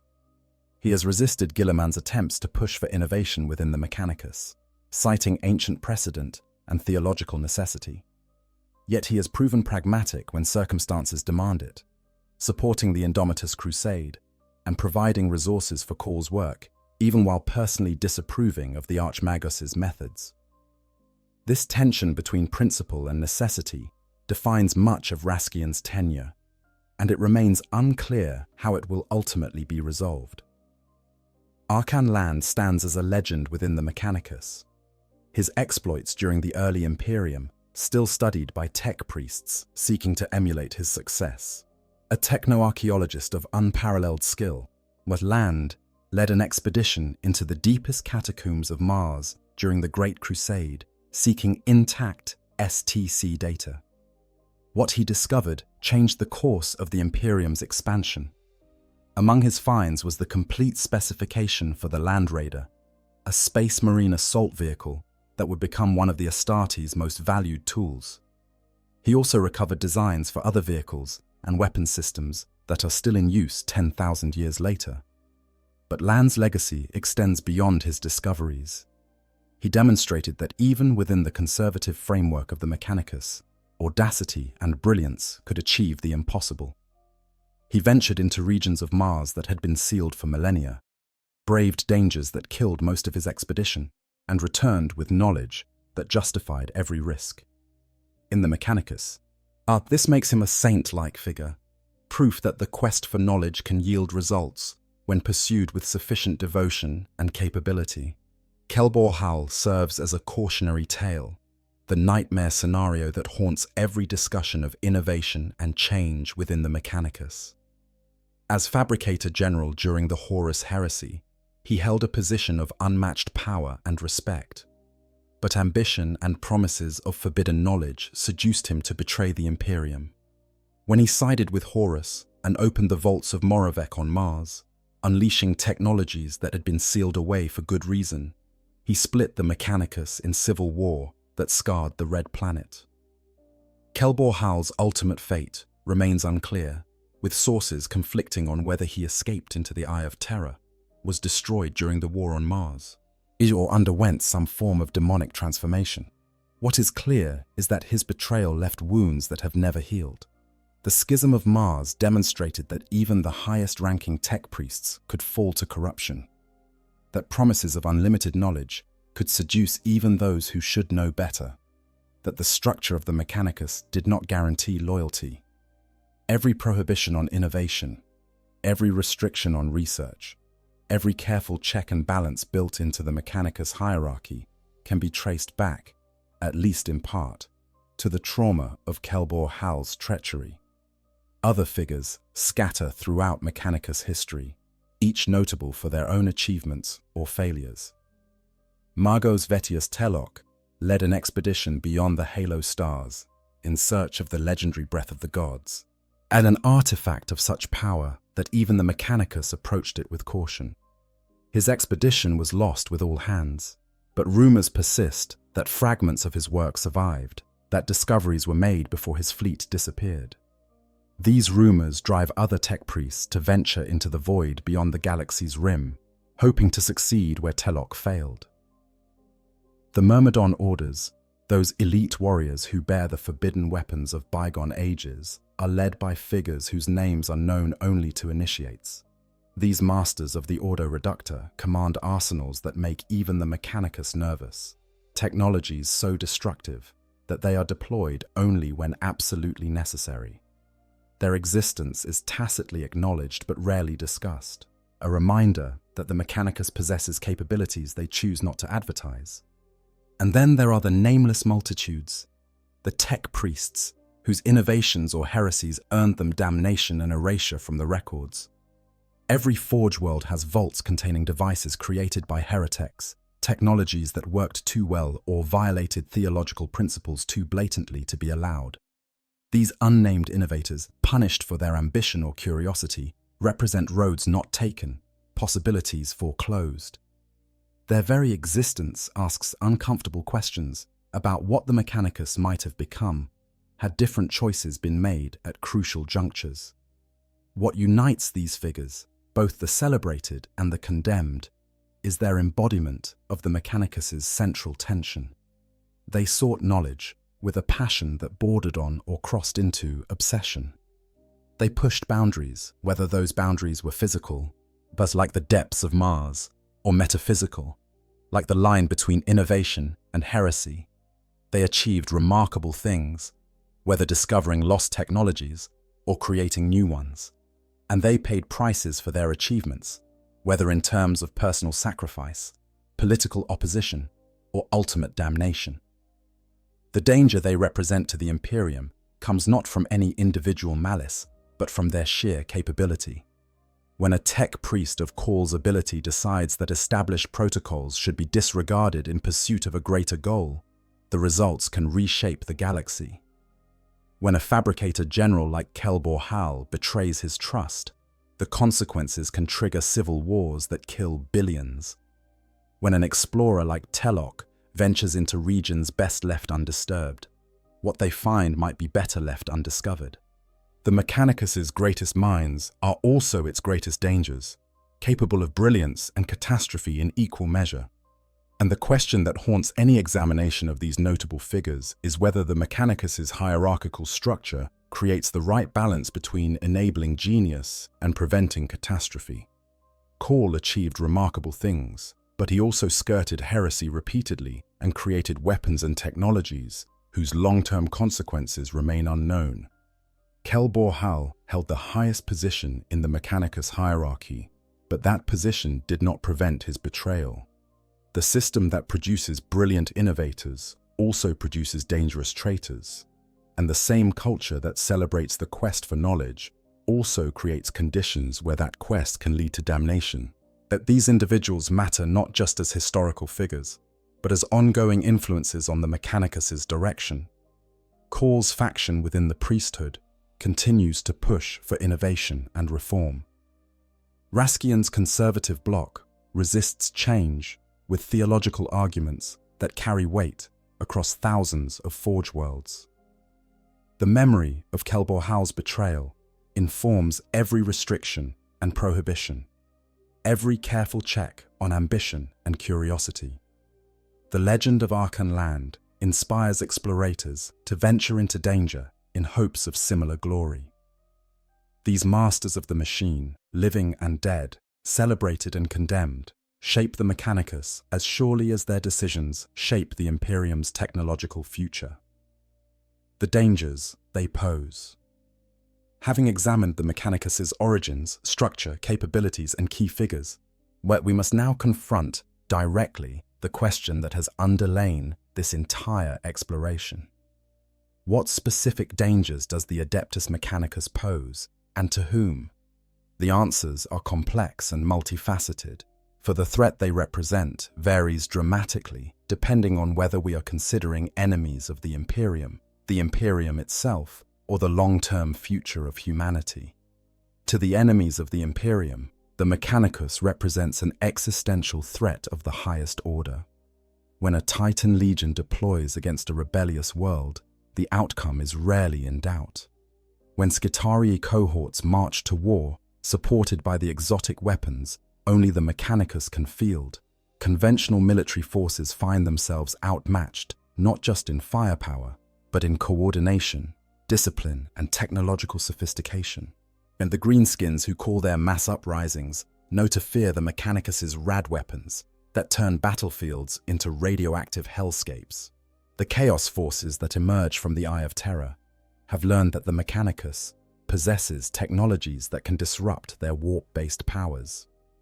The Tyranids that consume worlds have found that the Mechanicus's forge worlds are hardened targets, defended by armies that feel no fear and never break.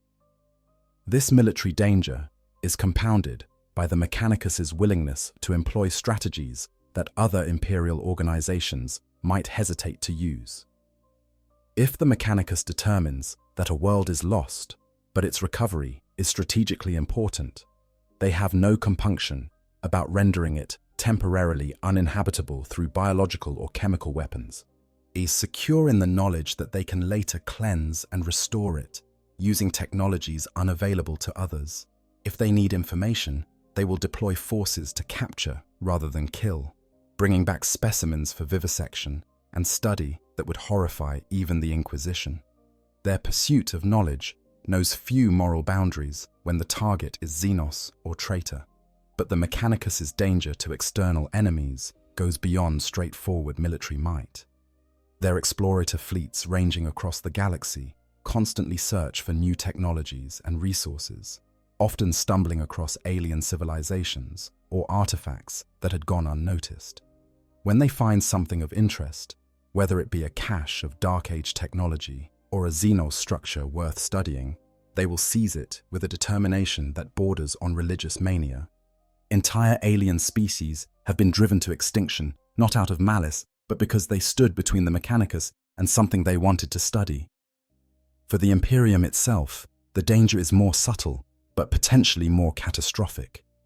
The Mechanicus is so deeply integrated into imperial structures that they can influence or even control outcomes without ever openly opposing Terra's authority.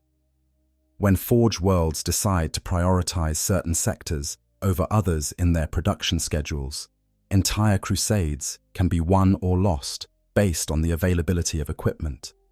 When the Mechanicus determines that a particular technology should be restricted or a certain line of research forbidden, that decision ripples through the entire Imperium, regardless of what military commanders or political leaders might prefer.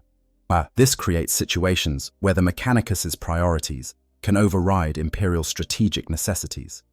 If a Forge world is engaged in excavating what they believe to be an STC site, they might refuse to redirect resources to support a nearby campaign, even if that campaign is strategically critical. If the Mechanicus decides that a particular world contains technology worth recovering, they might lobby for its preservation even when military necessity suggests it should be abandoned or destroyed. Their ability to pursue their own agenda while ostensibly serving the Imperium makes them unpredictable partners in ways that the High Lords find deeply frustrating. The memory of the Horus Heresy provides the template for the worst-case scenario. A significant portion of the Mechanicus turning traitor and using their knowledge and capabilities against the Imperium. This happened once. Mars itself fell to the Dark Mechanicum, and the Red Planet only returned to Imperial control after years of brutal warfare. The weapons and technologies the traitor tech priests unleashed during the Schism of Mars killed billions and rendered large portions of the planet permanently contaminated. If such a schism were to occur again, if some charismatic leader were to successfully pull a significant portion of the Mechanicus into rebellion, the consequences would be catastrophic. This danger is not merely theoretical. Yes, the conservative and reformist factions within the Mechanicus grow more polarized with each passing century. Call's faction pushes for innovation and adaptation, while Raskian's traditionalists dig in to defend ancient doctrine. The birth of the Great Rift and the isolation of many Forge worlds has created opportunities for tech priests to pursue research that would have been impossible under Martian oversight. Some of these pursuits are benign or even beneficial. Others drift into areas that even the Mechanicus considers heretical. And the longer these isolated forge worlds remain cut off from Mars, the more their doctrine diverges from orthodox belief. There are also forge worlds that have always maintained a degree of independence, bordering on defiance. Styges 8, for instance, knows, and is known for its willingness to study Xenos technology more extensively than Mars would approve. Their explorator fleets regularly venture into regions declared off-limits, and their tech priests pursue lines of research that conservative factions consider heretical. That they remain nominally loyal to Mars speaks to the Mechanicus' tolerance for diversity in doctrine, but it also raises the question of how far that tolerance extends before someone crosses a line from which there is no return. The danger of heresy within the Mechanicus is compounded by the difficulty of detecting it. Tech priests are adept at obscuring their research behind layers of technical jargon and theological justification. What appears to be legitimate study of machine spirits might actually be the development of forbidden artificial intelligence. What seems like standard weapons research might actually be the recreation of Dark Age technologies that were sealed away for good reason. By the time a tech priest's heresy becomes obvious enough for action to be taken, they may have already gone too far to be redeemed. But perhaps the most insidious danger the Mechanicus poses to the Imperium is not intentional betrayal, but gradual divergence. Every generation, the Mechanicus becomes slightly less human, slightly more machine. The cultural pressure toward augmentation and the theological belief that flesh is weak combine to push tech priests away from their humanity. This creates a growing gulf between the Mechanicus and the rest of the Imperium, a fundamental difference in worldview that makes cooperation increasingly difficult. But when a tech priest calculates acceptable casualties for an operation, they do so with a cold rationality that factors in resource replacement costs and strategic value, but gives little weight to the human cost of those losses. When they make decisions about planetary governance on forge worlds, they structure those decisions around efficiency and productivity rather than human welfare. This is not malice, but a different set of values, one where humanity has become just another resource to be optimized. The danger is that as this mentality spreads, as more worlds fall under Mechanicus influence, more of the Imperium adopts this philosophy until the very concept of what it means to be human begins to erode. There is also the existential danger that the Mechanicus' quest for knowledge will unlock something that should have remained sealed. And history is littered with examples of tech priests who activated ancient devices without fully understanding what they did, unleashing horrors that required enormous effort to contain. Necron tomb worlds have been awakened by meddling explorators. Demon-possessed machines have been studied until the daemons found ways to escape their prisons. Ancient defense systems have slaughtered entire expeditions. Each incident is treated as a tragic accident, but the pattern suggests a more fundamental problem: the Mechanicus' belief that any knowledge is worth the risk of obtaining it. For the long-term future of humanity, the Mechanicus represents both hope and threat in almost equal measure. On one hand, they preserve and maintain technologies that humanity desperately needs to survive in a hostile galaxy. Without the Mechanicus, the Imperium would collapse within decades, as equipment failed and could not be replaced. Their dedication to the quest for knowledge, however flawed its execution, keeps alive at least the possibility that lost technologies might be recovered or that new solutions to ancient problems might be found. On the other hand, their conservative doctrine and resistance to genuine innovation means that humanity is slowly losing ground in its technological capabilities. Each generation can do slightly less than the one before. Devices that were routinely manufactured during the Great Crusade have become rare relics. Knowledge that was once widespread has become the jealously guarded secret of a handful of specialists. If this trend continues, if the Mechanicus cannot find a way to move forward rather than just preserving the past, our humanity's technological civilization will eventually collapse under the weight of accumulated entropy. The Mechanicus thus exists in a state of dangerous equilibrium. They are powerful enough to be nearly autonomous, deeply enough embedded in imperial structures to be irreplaceable, and possess capabilities that make them potentially the most dangerous organization in the galaxy. They are humanity's greatest hope for technological survival and one of the greatest threats to humanity's future. They serve the Imperium faithfully while maintaining independence that makes that service conditional. They preserve knowledge while stifling innovation. They are essential and dangerous in equal measure. Conclusion: the necessary evil. As we reach the end of this exploration into the nature and dangers of the Adeptus Mechanicus, we find ourselves confronting a profound paradox. Here is an organization that possesses weapons capable of cracking worlds, maintains armies that march with mechanical precision, controls technologies that most of the galaxy views as miraculous, and operates with a degree of independence that makes them essentially a sovereign power within the Imperium. By any reasonable measure, they should represent an intolerable threat to imperial authority, a danger that the High Lords of Terror would move heaven and earth to eliminate, or at least constrain. Yet they endure, not merely tolerated, but embraced, integrated so deeply into the Imperium structure that extracting them would be like trying to remove a vital organ from a living body. The reason is simple and terrible. The Imperium cannot survive without them. In every effort to reduce dependence on the Mechanicus only reveals new layers of that dependency. Every attempt to curtail their autonomy founders on the reality that they possess knowledge and capabilities that exist nowhere else. They are the necessary evil, the dangerous ally whose power must be accepted because the alternative is collective extinction. Consider what would happen if the Mechanicus were to disappear tomorrow, not through rebellion or conquest, but simply ceasing to exist. Within weeks, the Imperial Guard would begin experiencing equipment failures they could not repair. Vehicles would break down and remain broken. Weapons would malfunction and stay silent. Within months, entire regiments would be combat ineffective, reduced to using whatever ancient gear they could scavenge. The Imperial Navy would fare little better, and starships drifting with failed warp drives, unable to traverse the vast distances that separate the Imperium's scattered holdings. The Space Marine chapters would continue fighting longer, their equipment more durable, and their tech marines possessing greater expertise than standard Imperial forces. But even they would eventually succumb to the slow degradation of their war gear.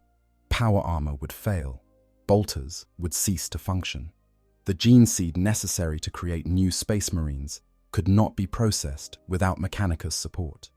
Within a generation, perhaps two, the Adeptus Astartes would be reduced to a shadow of their former might, powerful warriors lacking the tools that make them demigods of war. And throughout all of this, the Forge Worlds themselves would fall silent. As those industrial nightmares that produce the endless stream of equipment the Imperium requires would cease their eternal labors. The forges would cool, the assembly lines would stop. The vast manufactorums that process raw materials into weapons and vehicles would grow dark and quiet. The Imperium, already barely holding on against enemies that press in from every side, would find itself disarmed, unable to replace losses, watching helplessly as its military power ebbed away like water through cupped hands. This nightmare scenario explains why the Mechanicus enjoys the autonomy it does.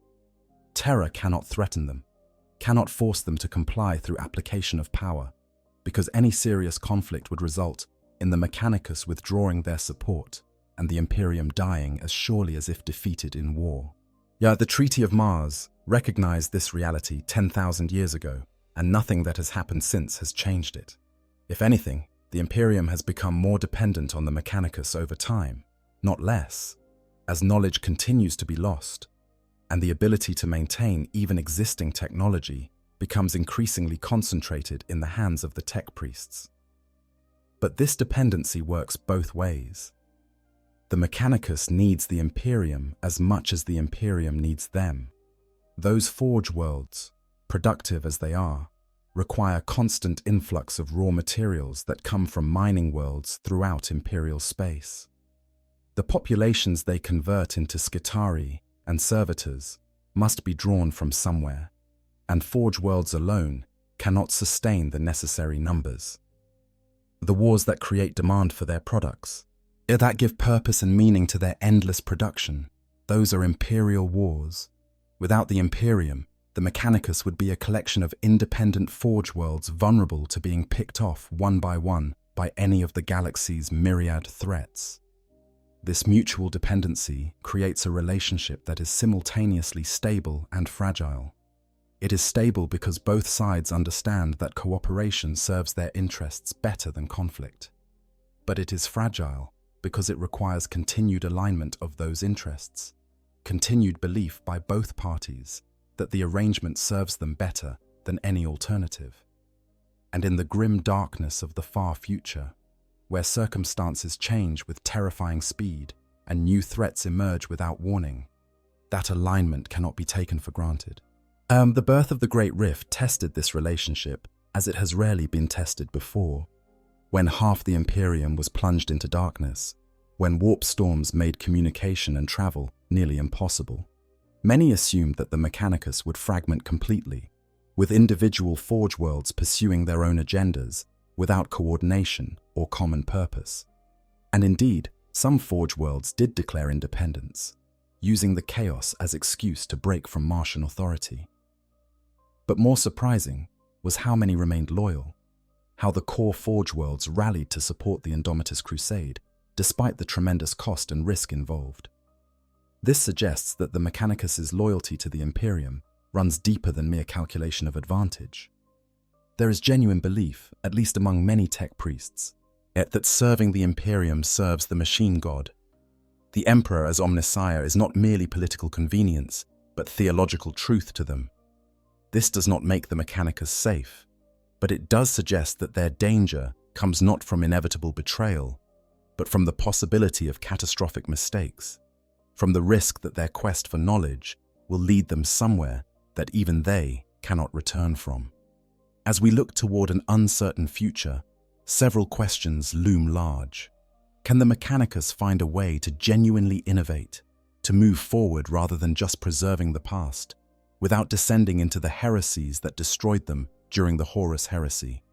Can they balance their conservative instincts with the reality that humanity needs new solutions to problems the ancients never faced? Or will figures like Belisarius Cawl succeed in pushing the Mechanicus toward reform? Or will the conservative factions maintain their stranglehold on doctrine? And perhaps most critically, will the Imperium find a way to reduce its dependency on the Mechanicus, to create redundancy in technological expertise and industrial capacity? Or will that dependency only deepen as time passes and more knowledge is lost? The answers to these questions will shape not just the Mechanicus's future, but humanity's survival in a galaxy that grows more dangerous with each passing year. The Adeptus Mechanicus stands as one of the Imperium's greatest strengths and one of its greatest vulnerabilities. They are powerful beyond measure, dangerous beyond calculation, and absolutely essential to continued survival. Thus, they serve faithfully while maintaining the autonomy to pursue their own goals.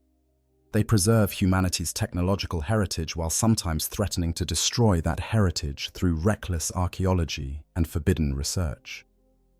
They are the priests of the machine god, warriors of the Omnissiah, and the keepers of secrets that could save or doom the Imperium.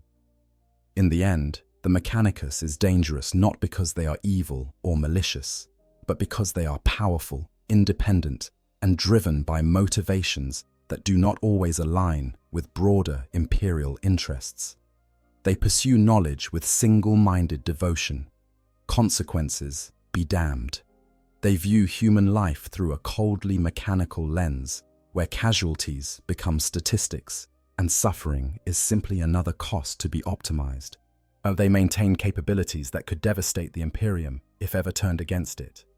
And they do all of this while claiming to serve humanity's interests. And in many ways, they are right. This is what makes them truly dangerous. Not that they are enemies disguised as allies, but that they are allies whose power and independence make them unpredictable. Not that they seek humanity's destruction, but that they might cause it through accident or obsession while pursuing what they genuinely believe to be humanity's salvation.